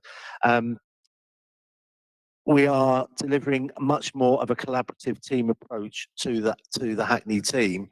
And on slide 16, what I also wanted to point out, and unfortunately it doesn't become quite clear in black and white, but the top half of that organisation chart are the senior stakeholders within the Equinity organisation that are very fully aware of the issues that we have had over the course of the last few years, and specifically over the last 12 or 18 months, and want to make this work. So in terms of the proposal that Rachel alluded to earlier, that we presented around the end of the contract and potential contract extension, I've had to present numbers to Paul Lynham at the top of that tree and those senior stakeholders in that organisation. So they are acutely aware of where we are right now and what we need to do to take things forward. I hope I've covered everything that you wanted to hear, but of course, really happy to answer any questions. And thank you. Thank you very much for the report. Karen. Thank you, Chairman. Thank you, Stuart and John. Just a couple of points. So first of all, can I just point out to committee, Stuart's slide, for those of you that can actually see Stuart's slide on the KPIs, is not consistent with the KPIs that are in your reporting pack within the quarterly report. But I became aware of it today, and Stuart only became aware of it tonight when I met him outside. So there's something going wrong with the KPIs. The version that's in the quarterly report is not looking as attractive as the Stuart's version. So we will need to take that away and work out, because our version is based on a monthly report that we get from Equinity. So we need to work out what the true picture is, and understand why there's differences there. So I just want the committee to be aware of that we'll take that away and look into it. I think Stuart's probably summarised the issues really well from my observations and working with the contract implementation. And definitely we've been really frustrated at that point about where team members have been doing things outside of the administration system. They've been working on spreadsheets. We've even seen bits of paper being used, and clearly no quality review or peer review in a number of cases, and that has driven a lot of issues in the past. So any solution to avoid that happening is good, because that was not in line with our expectations in relation to the contract. My question, if I may, Chair, was around the employer data, where you were saying you need the employers to take control. Can you explain to the committee, under the existing contract, what role Equinity must take in ensuring that is the case? Yeah, it's an interesting one, and thank you for the question, Karen, because when I inherited the contract, I was quite surprised to find that all the onus is on Equinity to cajole the employers to submit data to Equinity. That's not my experience elsewhere. My experience elsewhere is that there is an employer engagement strategy that the scheme implements in order to drive the employers to deliver high quality or good quality data. That said, we are working with Hackney to get those employers to submit data. It's kind of working. I think there are some gaps, and I think there will probably be some employers that will never submit electronic data to us, and we will have to live with that. But at the same time, if we can get 80% plus of the employers to get their data sent electronically, then we'll be doing well. So just on that point, I think the way you described that, cajoling the employers under the existing contract, I would absolutely disagree. That is what the current contract says. And the current contract is actually very much based on partnership and recognising the complexity of the LGPS. And quite often we have payroll administrators with employers who, 99% of their job is payroll. It is not the LGPS, so they need to understand the LGPS. So I definitely disagree how you've explained the past, but I completely agree. The focus is on working in partnership with employers and providing them with the skills and knowledge to be able to ensure that the data is correct. So I think equinety are key, and we can't just push it to the employers. It has to be a partnership. Is the way I would suggest is covered. I think Rachel may want to say something on that point. Yeah, Chair. if I could just add a little bit to what Karen has said. So obviously, as Karen's highlighted, we feel the current contract is based on a partnership approach. As a fund, we obviously do have a pensions administration strategy for all of our employers, which does set out quite clearly the responsibility that employers must take for submitting data.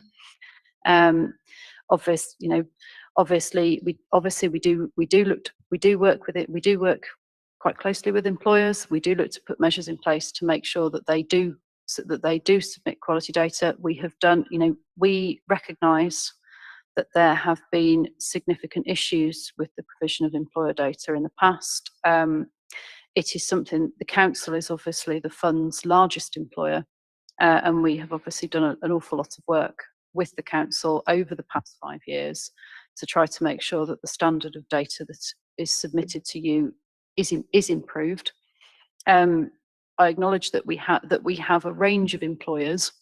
The view I would take that we have a few small employers who, as you say, are likely to be difficult to onboard to ESS. We recognise that they are there. I'd add that they are extremely small employers. We would anticipate that far in excess of 80% of the fund. If we look by membership, far in excess of 80% of the fund's employers should be, basically 80% is too low a threshold. If we look by membership numbers, the council takes up more than that. We do acknowledge that there are some really small ones for whom we need to take a more tailored approach, but those tend to have it's often fewer than 10 members. Yeah. It will take additional time to liaise with them. We do have an experienced employer liaison officer who spends a lot of time going out to schools, educating, schools, other employers, educating employers on what they need to provide. So, we recognise as a fund, employers have certainly not always adhered to their responsibilities, but we do think we have tried to engage in that partnership approach around education, and it's something we've done an awful lot of work on over the last few years, and that particularly with regards to the council as an employer, we hope that that's started to deliver some quite significant improvements in the quality of what's provided to you. Okay, thank you. I was going to say thank you. And noted. Yeah, I think we have, well, certainly in the last few weeks, even we've been talking about an initiative to how can I put this? To proactively get the employers to engage. Unfortunately, the meeting that we had scheduled with internal colleagues over the last couple of weeks didn't take place simply because of illness, COVID affected. But there is an item in my inbox right now to talk about what we're calling the three strikes and you're out strategy, which I think is all around that admin strategy and how we implement that in practice. And obviously we'll be working with you guys to do that. Councillor Gordon. Thank you very much, Chair. Yeah, I've just got a question and an observation about this. I'll first declare an interest because I wasn't here at the beginning of the meeting, so I'm a deferred member of the LPS scheme. My question is in relation to the fees that are paid by the scheme to Equinity, and if it's possible, although I recognise this might not be possible, if that can be related to member contributions and benefits. And the second thing I really would like to say is an observation. I mean, and thank you very much, obviously, for attending the meeting this evening and having these sort of frank discussions with this. I mean, I think that's very helpful. But I mean, in relation to members not being provided with their annual benefit statements, that's a really significant situation. And if we think about that in the context of the sort of modern world, where I can look at what I've got in my bank account on my phone in an instant, and that's the sort of world and the sort of service level of delivery that people are looking for. And I'm actually concerned that this lack of service might be something that would defer members from continuing with the scheme. I don't know whether that's the case or not. So it's really significant. I mean, pension investment is the first or second biggest asset that all the individuals have. It's very, very important that we are able to know what's there, and it's this does really concern me. So, but I also had the question at the beginning really about the fees. Thank you. I'm not sure if that was directed at me in terms of fees. I'm not sure I can answer that one. I'm happy to take the question. So in terms of the fees, there's no and again, correct me if I've interpreted the question wrongly. There's no relationship between the fees that we as a fund pay to Equinity, which they are specified in Equinity's contract with us, and the benefits that members receive and the contributions that they pay. So in terms of benefits and contributions, the contributions are member contributions. So what employees pay is set by legislation at a national level. So we as a fund couldn't change it if we wanted to. It's simply a percentage. It's simply a percentage of pay it's staged by the those on higher incomes pay a higher percentage and those on lower a lower. But that's set at a national level. We can't change it. In terms of member benefits, it's a defined benefit scheme. So the benefits that members receive are essentially linked. They are linked entirely to pensionable pay, to the number of years you've been in the scheme, and to inflation, which member benefits are rated by. So there's no impact on scheme members in terms of the fees that we pay Equinity. Obviously, as a fund, we are part of the council. We have to be mindful about delivering value for money. Obviously, we are mindful of we're mindful of the fact that ultimately it is council taxpayers and taxpayers' money that ultimately is funding the activities of the council. So from that perspective, obviously we need to give very careful consideration to value for money when we're looking at procuring contracts. But there is no impact on members. And in terms of your question around accessing annual benefit statements in the way that you do for your bank, for example, I think you're talking about being able to use something like your phone to be able to access information very, very quickly and very easily. We really, really want to take you down that road. The application and the infrastructure that your scheme is currently based on doesn't really allow that. But if we can move you to the new application, which is much more, if you like, 21st century focused, it is all about using apps to be able to access the information that the scheme wants you to access.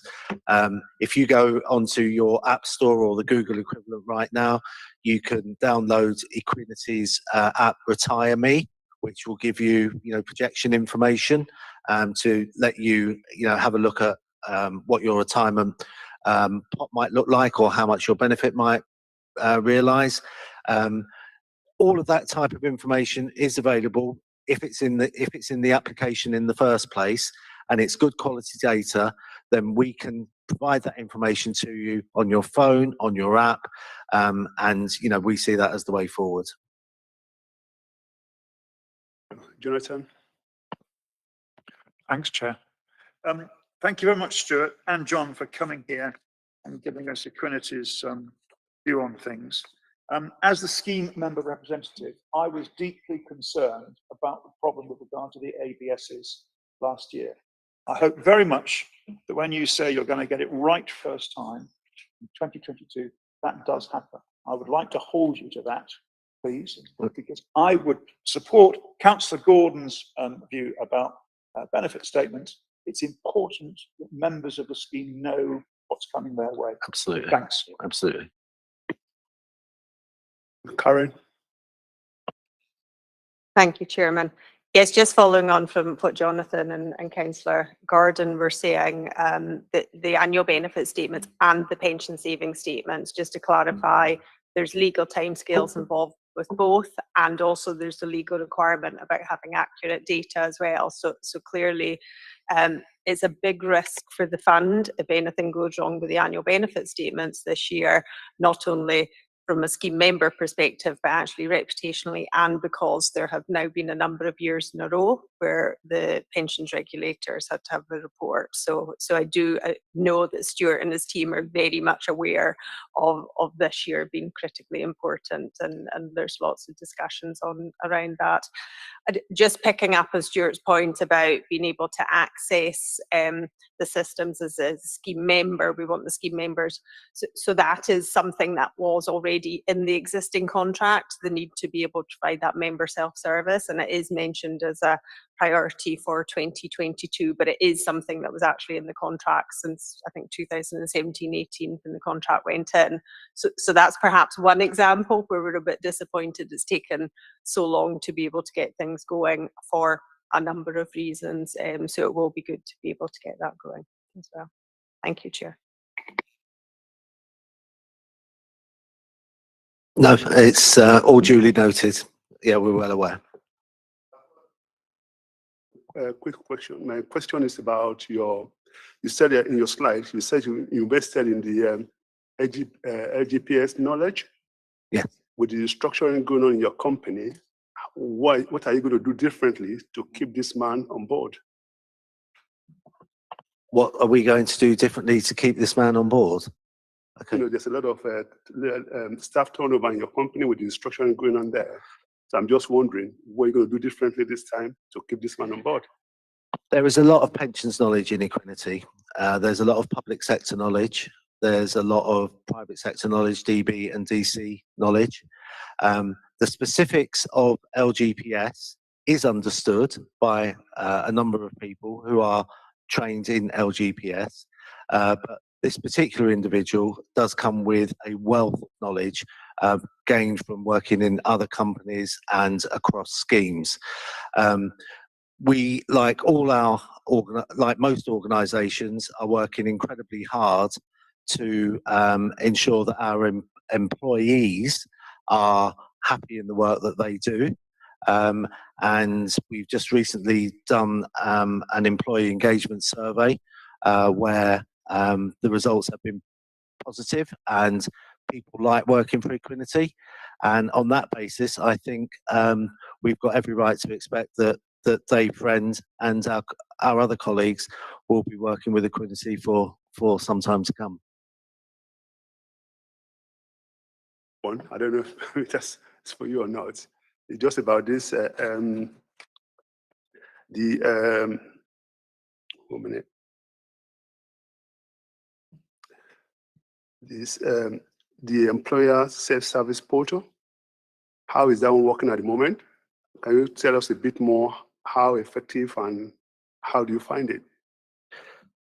So that was kind of the conversation that we were just talking about. So we do, as Rachel correctly said, over 80% of the pension scheme members are employed by London Borough of Hackney, and the data is flowing from the Hackney payroll provider through to Equinity through the portal. So in that sense, it is working well. But all I'm really saying is that, you know, there's a little bit more that we could do to get some of the other employers on board, and I think, you know, everybody recognises that. But I think on the whole, it's going okay. Any other questions? Could I ask a question? That's okay. So Stuart, you've talked quite a bit about Equinity's plans for digitisation, for, you know, more frequent member access to their information. And we've touched on it a little bit already. One of the big concerns that we have had is around internal controls. So, for example, we have had issues around individual records. We've had issues around errors in the production process for annual benefit statements and pension saving statements. We've had errors adhering to the ABS deadline for deferred members. And to me, all of these are problems with reviewing information and with the internal control environment. So obviously, you know, we would very much like members to have, you know, more frequent access to their information.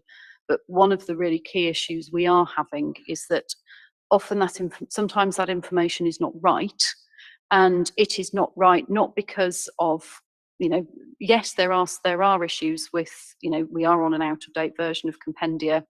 Yes, we do need to move forward in terms of digitisation, but a lot of these issues don't relate to that. They relate to Equinity's internal control environment and how you review and check information. So one of our big concerns is to know, how are you going to put really robust internal control processes in place? How are you going to improve on that to make sure that when we are delivering, you know, more frequent information to members, that it actually is right? Because if I would love to be able to check my pension on my phone, and it would delight me to be able to do that 365 days a year. But if I do that once a day for a year and it's wrong, that information has not been useful to me. You know, what are you going to do to improve your checking procedures? Because that's not related to digitisation. It's related to your controls. Well, it's related to manual processes, and manual processes need to be eradicated as much as possible to ensure that full automation exists. And if we are getting data flowing through the payroll providers, through the employers, straight into the system, then with fully automated workflows, we should be able to deliver a correct pension. The reason that we have had those issues in the past has been because there have been manual processes in place and a lack of understanding around what was being shown to the individual in the first place. And as a consequence, we have suffered from a lot of manual errors. But as an organisation, Equinity has to achieve quite stringent controls, both from an IT and an application and an operational perspective, and we continue to meet those objectives. So I think we have a unique set of circumstances for this particular scheme, but if we can automate and digitise, then we will make sure that those manual errors don't exist in the future. So Stuart, I'd agree in part with that, in that obviously automation will obviously reduce a lot of the risk around manual errors being made. The question that I'm asking though is around, you know, even if you were to automate everything, who is going to check it and make sure that the automation is being done correctly? That is one of our big concerns at the moment, and it probably is linked to staffing, resourcing. However good your automation is only going to be as good as the people checking it. And at the moment, we are, yes, it's happening more frequently because there are a lot of manual workarounds being used, but it is something that I think we need to see an improvement in to have that assurance around automation. And I think you are seeing that improvement now. I think a lot of the issues that you're talking about are historical issues that we have addressed and continue to address, and we talk about on a monthly basis. As part of the application model workflows, there are inbuilt checks in the system. So nothing can go through one operative, if you like, one individual, that the workflows route through to a second person who will check everything that is being done. So those checks and balances are in place. A lot of the issues, as I say, I think you're referring to are historical. We're picking up on those, we're acting on those. But I think over the course of the last 6 months that a lot of those manual errors have reduced quite significantly. Thank you. Rob. Sorry. Thank you again for coming to see us tonight and being so frank in the discussions. And I think there's a long discussion about the analysis of what's working, what's not. And I think there's a reasonable understanding of what the issues are. It's just to say, so the question is, how long do you think it will be before we're back into the situation where everyone's satisfied with the way the contract's performing? So I think we're getting there right now. So I think things have improved over the last 6 months. There's still a long way to go. And if we can agree on a way forward from January of next year, then I fully expect that we will be much more on an even keel and much happier all round. Any other questions? No? The committee is recommended to note the report. Can we note the report, please? Noted. Noted. Thank you. Thank you. Thank you, John and Stuart. Thank you for coming. And thank you for your presentation. Have a good evening. Yes, thank you. Thank you very much, Stuart. Thank you very much, Stuart and John. It's much appreciated. Thanks. Right. We're moving on to agenda item 10, paper, which is actuary valuation paper and the supplementary pack. In view of the exempt appendix, suggested that the item 10 be moved in full to the end of the meeting. So we are moving on to agenda item 11 now, which is investment strategy review introduction. Can I invite Andrew to present his report? Andrew will give a short introduction to investment strategy settings. Members, particularly new members, are encouraged to ask for clarification if there are any areas not understood. This will help tailor training for the next session. There's no expectation of prior knowledge. All questions are valid. Setting the investment strategy is one of the committee's most important functions, and it is vital that members feel able to ask questions as required. So Andrew, please, can you present your report? Certainly, and thank you very much, Chair, for that introduction. And just to reintroduce, my name is Andrew Johnston, and as I mentioned earlier, I'm your investment consultant, very much responsible for advising the committee and supporting you in relation to all of the investment assets that you have within your fund and within your strategy. Now I'm going to share a presentation, and as the Chair said, please do feel free. I would plan to spend around 10 minutes talking through the presentation, and perhaps that hopefully will leave plenty of time for questions thereafter. So I'll quickly share my screen. So hopefully you can see the slides in front of me, but please do let me know if that's not the case. So going back to something that Karen mentioned right at the start of the meeting, one of the principal objectives for the committee is to pay the benefits of members as and when they fall due. And the investment strategy is a key mechanism which the committee have available to them to help achieve those objectives. So this is a short training session, which is very much step one in lots of discussions we'll be having in relation to investment strategy over the coming months. And I would say there are probably two primary objectives. The first one is so that you understand where investment fits within your remit and helping you as a committee deliver your objectives. And the second is to recap or briefly introduce the key building blocks. Sorry, Andrew, we can't see the slide. Sure. We can only see you. We can only see you. We can't see the slide. Okay, so you can't see any slides at all? So you look pretty, but we can only see your face. That's very kind. I'll do my best. Oh no.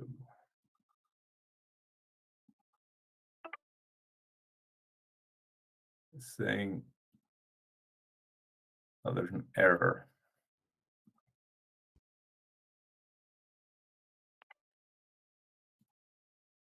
So what I'm going to do is I'm just going to send the slides to Laura, which will take me just a moment. And then hopefully Laura will be able to resolve the technological challenge. And that will take one moment.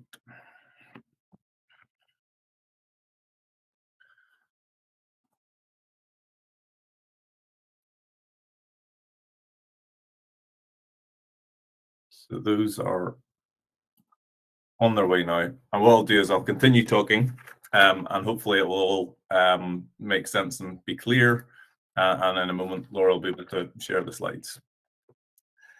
So as I say, two primary objectives of the training session. Firstly, to understand where investment fits. And secondly, to recap and introduce some of the sort of key building blocks within the current investment strategy that the fund has. In terms of where it fits, there are two key levers. This is on page 2, please, Laura. There are two key levers where your influence or your input influences the outcomes of the pension fund's investment strategy. The first of those is contributions. So contributions are what contribution rate will the employer pay to help fund future pensions, typically a percentage of salary.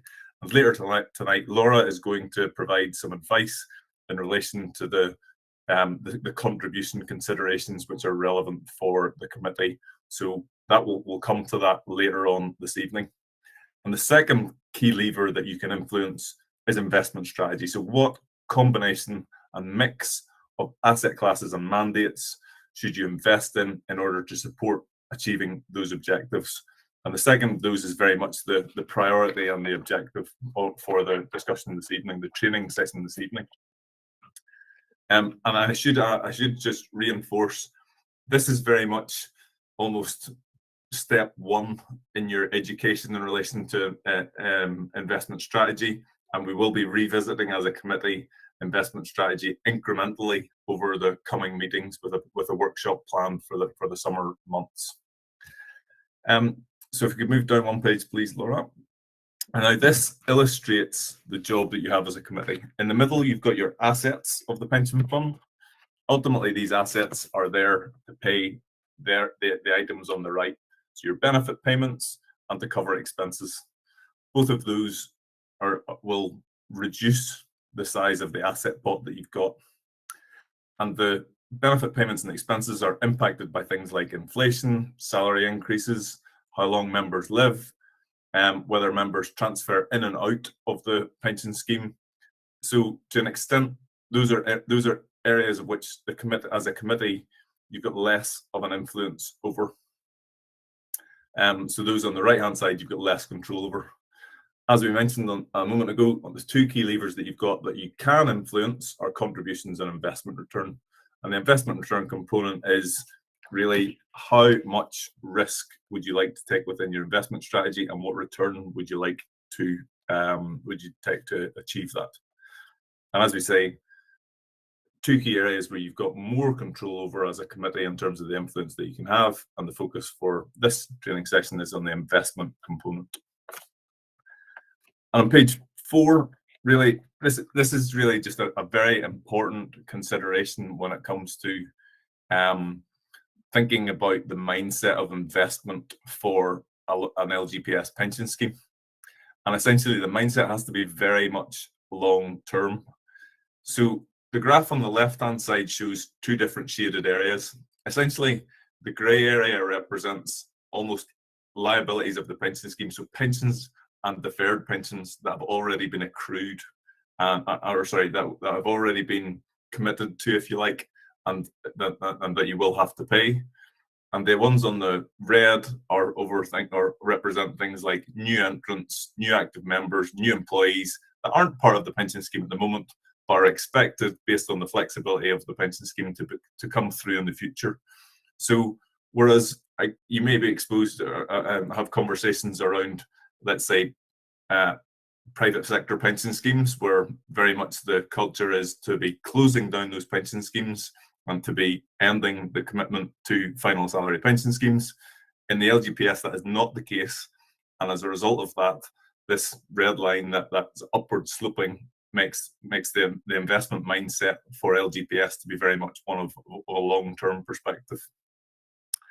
And what we're trying to achieve when it comes to thinking about contributions and investment strategy is getting the right balance between contributions and investment returns, so that you can achieve a steady state, so you can sort of take a little bit of risk in both of those, or let both of those two levers share the burden, if you like, to fund future pension schemes. So a long-term obligation to pay those pensions. Page 5. Page 5 just briefly touches on one of the ways that we think about both contributions and investment strategy. So when Laura thinks about contributions, she uses our asset liability modeling to look at different contribution strategies and how they can help you achieve your objectives. Essentially, the way that asset liability modeling works is we look at lots of different scenarios and summarize those in the way that's shown on the right-hand side. So there are 5,000 different economic scenarios which are run through the asset liability modeling. And what we tend to do is we summarize that in relation to a probability of achieving your objectives, a likelihood of success. So how many of those 5,000 simulations will let you achieve your objectives? But also thinking about downside risks. We want to take only the amount of risk that's necessary in order to achieve those objectives, and that's where the blue bars come in. So it's really thinking about the average of those worst 5% of outcomes. And whenever you're thinking about contributions and when you're thinking about investment, we use the same modeling system to consider what those potential outcomes are. So that's a brief introduction to the sort of framework and I guess what the levers that the committee has available to them. But now we'll drill into a little bit more detail in terms of the key building blocks that the investment strategy currently has. And I break that down into 3 key pillars of growth, income, and protection. Growth assets, broadly speaking, are assets which are expected, or for which the returns that they're expected to achieve are primarily driven by positive growth outcomes, or reliant on positive growth outcomes to deliver those returns. Income assets are asset classes where it's the income component which is primarily the driver of the returns that you're looking to achieve. So rather than looking for, let's say, capital appreciation of an asset, it's the yield that the asset class gives, which is the primary driver of the returns that you're looking to achieve. So slightly different to the growth side of things. And what you get from an income asset is something which would, in theory, give you a little bit more predictability.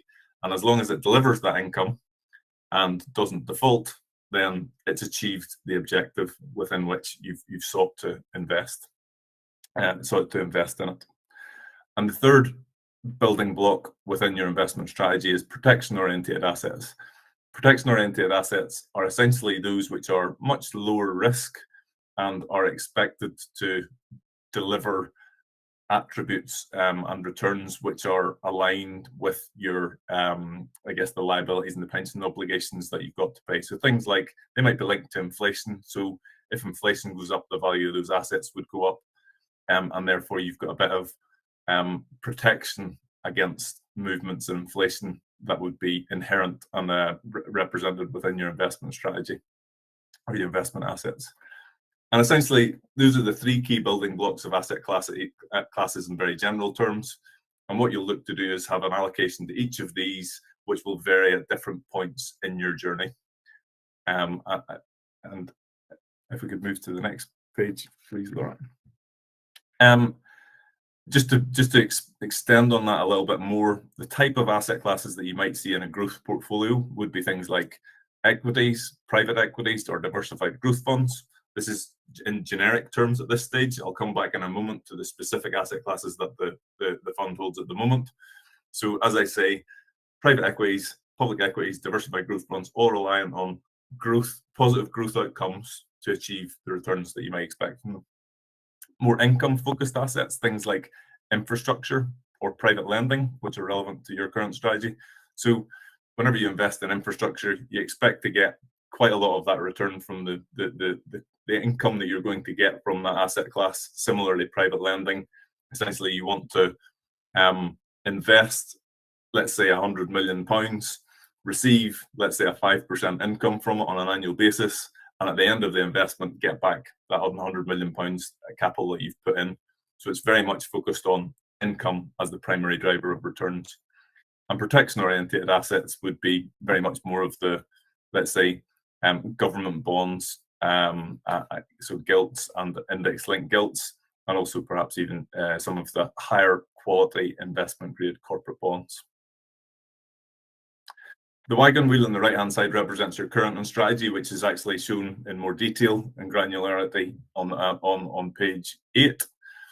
And a couple of points to note on this. Essentially, your growth portfolio is a mix of active and passive equities, primarily global in nature, with a degree of emerging markets. And in addition to that, there is a multi-asset or diversified growth fund, which has a bit more flexibility to kind of rotate its allocation to seek the best, or move assets to where it sees the best value. So those are the primary building blocks within or primary components of the growth building block, and that is around 50% of assets at the moment, so 48% of the target investment strategy. And I'll come back to the sort of pooled column in a moment. In your income portfolio, that is primarily made up of 3 asset classes, and those 3 asset classes are property, both commercial and low carbon, private lending, which covers the Churchill, Primera, and LSIF private debt fund. So private lending is essentially loans to small to medium-sized businesses which are done privately, and it's not possible for those companies to raise money through the public markets, which is the way that a corporate bond, for example, would achieve that. So private lending, it's a way to capture an attractive return opportunity within the investment strategy. And finally, infrastructure. So things like renewable infrastructure specifically. So it's investing with or using managers to help fund things like wind farms, or other such renewable focused infrastructure projects. Very long term in nature. You're thinking sort of 25-year commitments in terms of those sorts of asset class. And then finally, the income component, as I say, there's a general bonds mandate that the fund has at the moment, which covers gilts, index-linked gilts, and corporate bonds. And essentially, I'll just give one final point on this slide, and then hopefully open up for questions in a moment. Essentially, one of the initiatives which was introduced in 2016 by Chancellor George Osborne was for LGPS funds to move to a pooling environment, i.e. creating asset pools, which would facilitate saving money on investments and enhance the the opportunity set for investments. Essentially, in 2016, the fund very much thought about investing on a standalone basis. As we sit here now, the fund is one of 33 boroughs within London that utilise London CIV, London Collective Investment Vehicle, as their pooling agent. So you'll see a lot of reference on the left-hand side in the names to London CIV, Sustainable World Equities, LSIV Emerging Markets. Essentially, LSIV are the pool within which Hackney sits. And what you can see is that over the period since 2016, approximately 73% of investment assets have been migrated into a pooling environment, whereby the responsibility for selecting investment managers sits with LSIV. So a huge achievement and a huge movement of assets, which has been done through various initiatives and strategic considerations. Still looking to achieve the investment returns that the fund needs to achieve its objectives, but utilising those or trying to achieve some of those cost savings that are relevant or were demanded from pooling. So that's a very quick overview of the current investment strategy. And on the final page, I think it is Laura, please, on page 9. This is really just a broad overview that I guess you don't expect the mix of growth, income, and protection to sit still. At the moment, the fund's in a sort of medium maturity phase. In the future, as it evolves, it may be that there's a slightly different mix with a slightly higher allocation to protection-oriented assets. At the moment, the diversification within the strategy, broadly speaking, is around half of the assets in the green segment, so in the growth assets, around 35% of the assets in the income segment, and a little bit under 20% in the protection component. So somewhere in the middle, not in a high risk environment that perhaps we may have seen from the investment strategy, so let's say 10, 15 years ago, but reflecting some of the positive strides that have made in terms of the funding situation for the fund. We're more in that slightly reduced investment environment, but there's still a very long-term time horizon, which is the under consideration for the scheme, and therefore there's still a lot in front of us in terms of sort of thinking about the investment strategy for the fund. And I'll pause there and take any questions at this stage.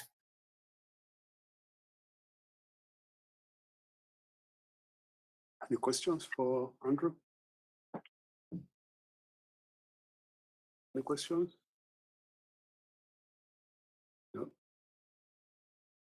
So Andrew, just for clarification, I'll ask it. Maybe I know this already, but I just want to clarify. So when we have a protection strategy, what kind of investment we should be making? So the principle. This is just for the benefit of the new members. Of course. So the principal protection asset class or the asset categories would be government bonds, so gilts and index-linked gilts, and those essentially have got low risk in nature because they're backed by the government bond. In some instances, they also deliver a relatively low yield, but they essentially would have attributes which are like the liabilities and pension obligations that the fund ultimately has to pay. So principally, government bonds would be the asset class or the component or the consideration within the protection asset class. Chair. Can I just follow that one up to ask another follow-up question regarding that? So when you're having that kind of a protection strategy, does that mean that you are not anticipating cash flow problems? So essentially, the yield that is delivered from a gilt or an index-linked gilt would be the cash flow that you're expected to deliver to pay the pension. So essentially, you're investing in an asset which is designed to meet the pension obligation and that cash flow obligation. So, but doing so in a very, very low risk way. But as a result of that low risk, it also gives you a fairly low yield. So essentially, what another primary objective of the investment strategy at the moment, which we'll come to in more detail, is to deliver natural cash flow from primarily the income on the protection strategies to help support pay pensions over the course of time.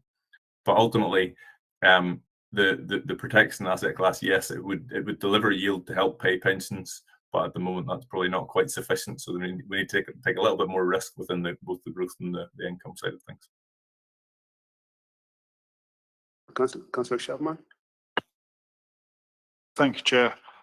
Yeah, I mean, just to emphasise the point about the importance of it, and although the pension committees tend to spend a lot of their time focusing on issues like who the manager is and how they're performing, actually I think the vast majority of our future performance will be determined by how we make a asset allocation decision here. About the last figure I heard was 85% or something of the whole performance is related to asset allocation. I don't know. Someone's going to correct me on that, but yeah. But I just wanted to ask actually about the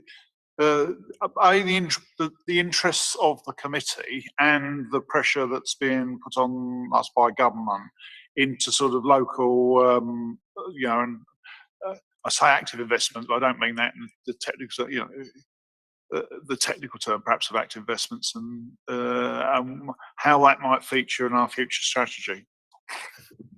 Certainly. So perhaps if we could just go back one slide, please, Laura.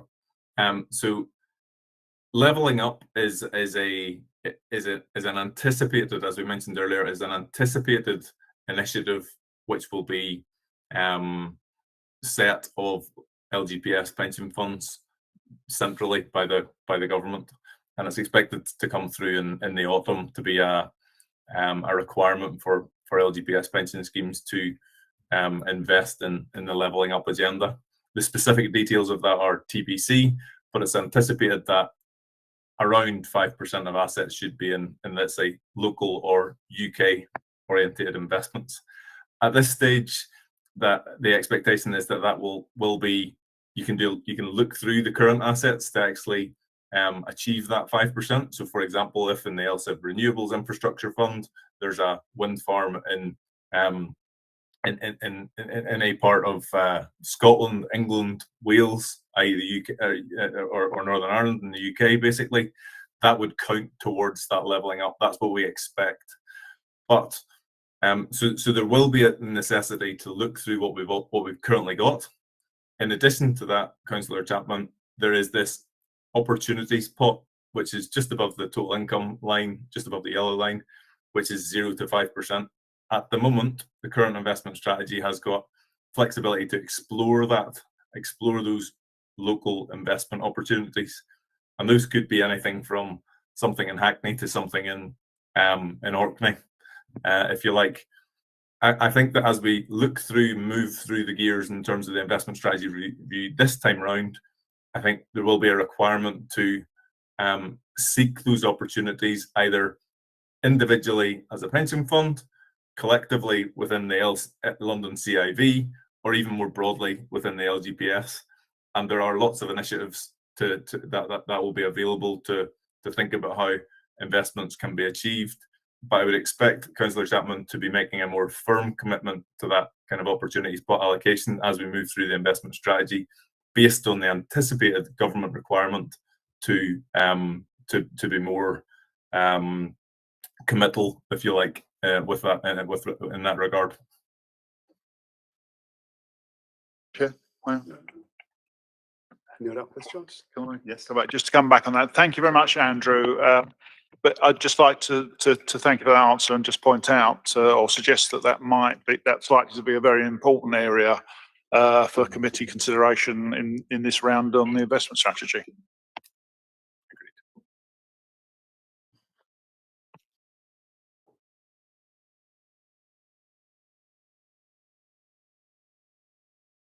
Any other questions? No? I think I was going to ask a question, but I think Rob's question covered it, and it was gonna, I know I'm new one. Is there any specific information about in that investment strategy to boost the local economy or local jobs? And so can I get some, is there any information in that strategy his name? Ken Andrew. So thank you for your question. At this stage, one of the areas that has been identified by the committee as a priority is around responsible investment, and that is an area of increasing scrutiny and requirements for information. Over the past, I think it was around 2 years ago now, the committee identified a number of sustainable development goals, one of which is, let's say, the areas that you refer to, perhaps more broadly than local, but nonetheless related to the sort of employment quality, if you like. And so, to my mind, the committee has made step one on that in terms of setting sort of priorities around sustainable development goals within their responsible investment beliefs. And part of the work that the Responsible Investment Working Group that Rachel alluded to earlier will focus on is getting increased transparency and information with regard to the specific question that you ask. At this stage, I would say there is limited information on that front, but it has been very much an area of discussion and identified as a responsible investment priority in amongst other areas as well. And I think the scrutiny and transparency that will be available will grow over the coming months and years for sure. Any other questions? No. Committee is recommended to know the report. Can we know the report, please? Move on to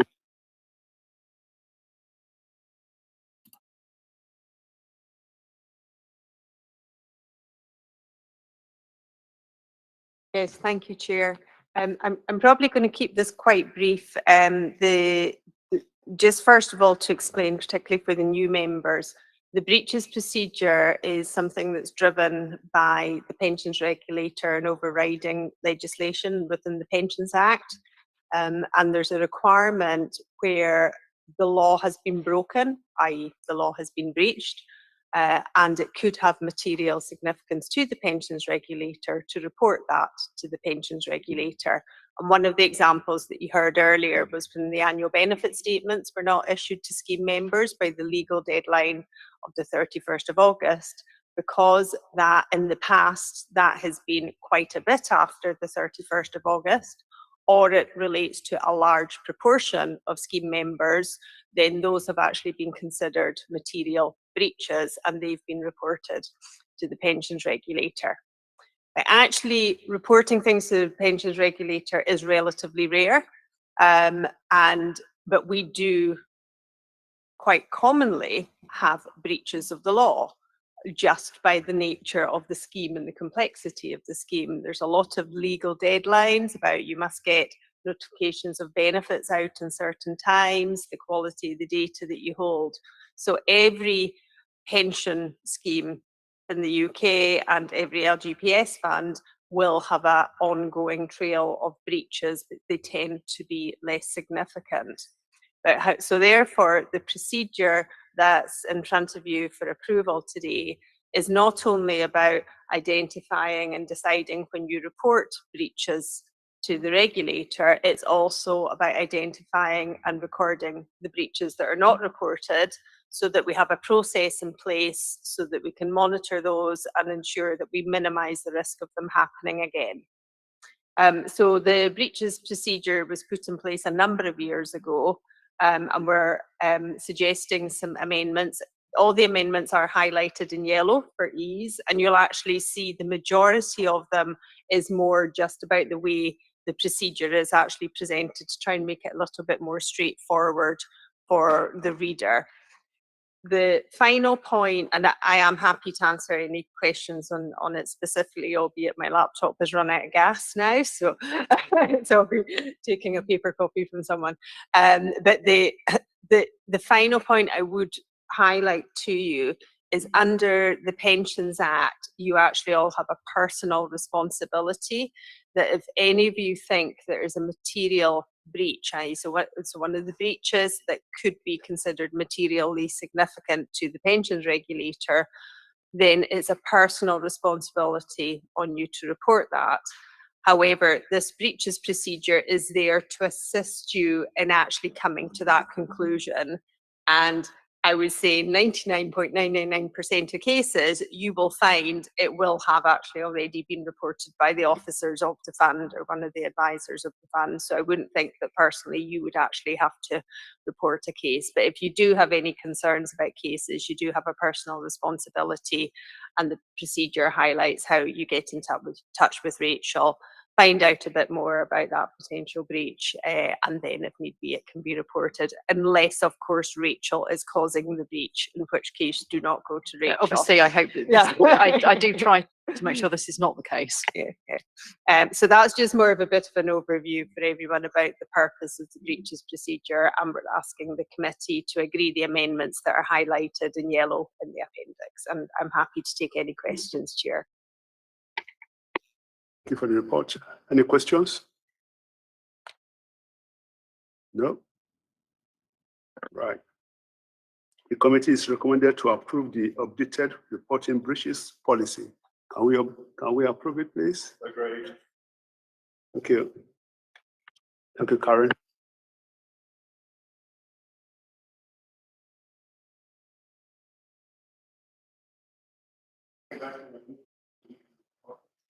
Yes, so I will keep this one brief, as it is just for noting. This is really to bring to the committee's attention that we are reprocuring the investment consultancy services contract. We will be doing this through the National LGPS framework for investment management consultancy services. Essentially, what I'd like to highlight here is really just the indicative timetable, and that we are asking here for involvement of the committee. So essentially bids will be assessed across three categories: quality, service, fit, and price. We will be discussing the final weightings of those categories with the procurement team to make sure they're happy with those. The quality aspect refers just to the benefits of the service that's supplied by bidders, so sort of team resourcing, depth of experience. The part that we would like the committee to be heavily involved in is the service fit assessment, so looking at the extent to which the service that bidders are offering is tailored to the Hackney Fund itself and also the specific requirements of the LGPS. So the way we'll be doing that service fit assessment is via a presentation and to an interview with the Pensions Committee. We are hoping for that to take place in the week commencing 5th of September 2022. That is obviously provisional. It is subject to the timetable moving around a little bit, but I'm hoping to confirm that as soon as possible. And in due course to come back to the committee with interview dates.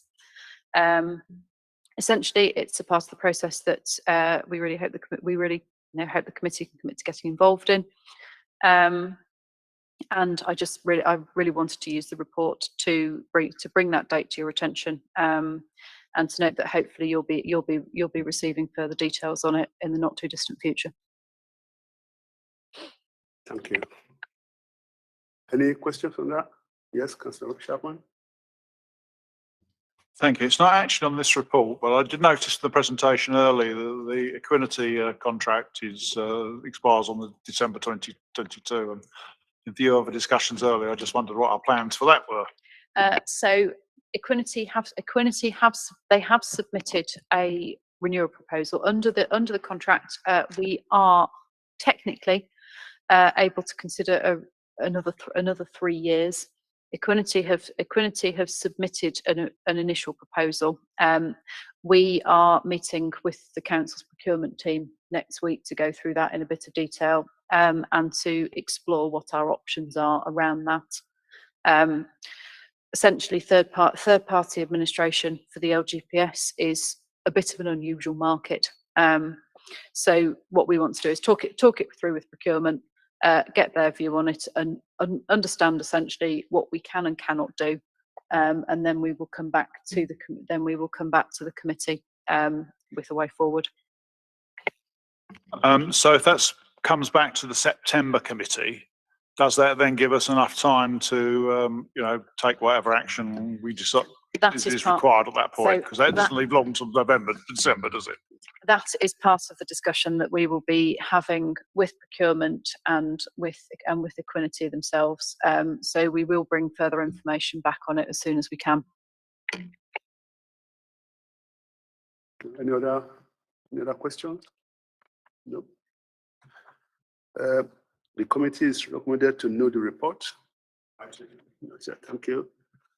Move swiftly to agenda item 14, future committee agendas, forward-looking. Can I invite Rachel to introduce the forward-looking? Members are welcome to recommend additions to the agenda with the chair's approval.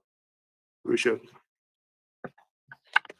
So essentially, this sets out a forward look for the next few committees through to March 2023.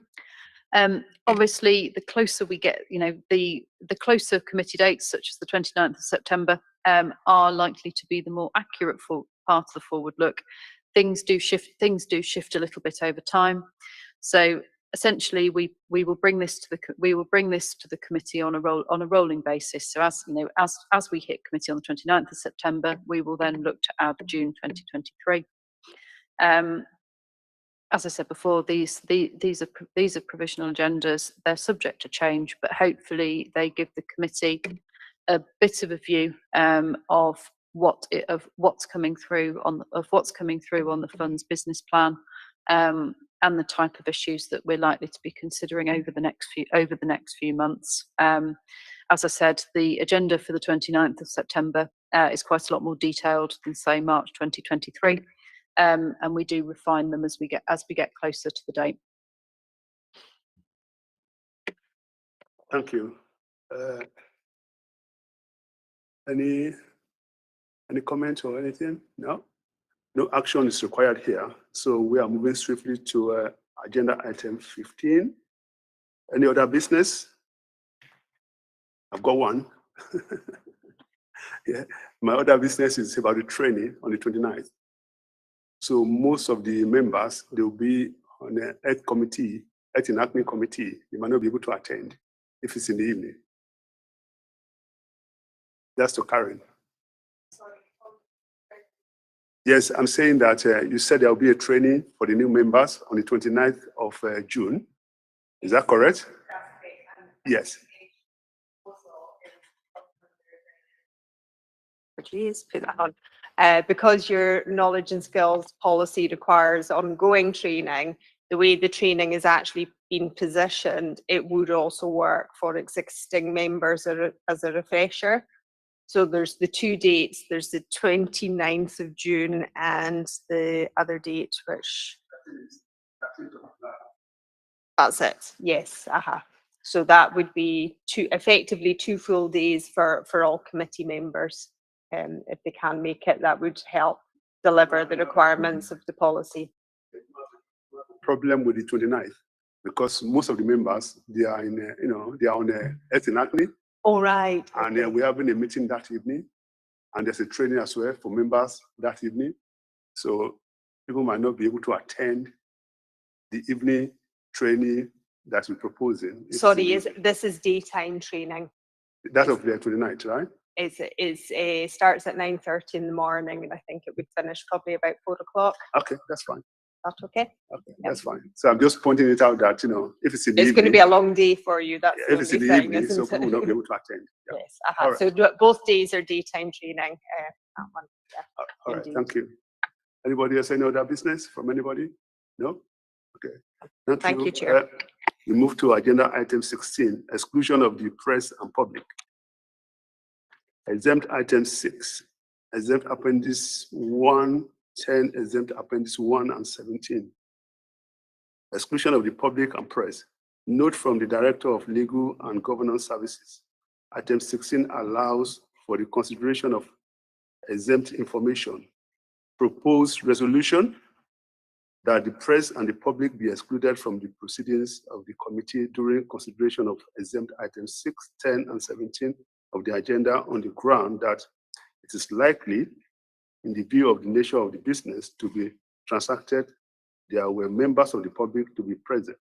There will be a disclosure of exempt business as defined in paragraph 3 of part 1 of Schedule 12A of the Local Government Act 1972 as amended. So agenda item 10, 2022 actual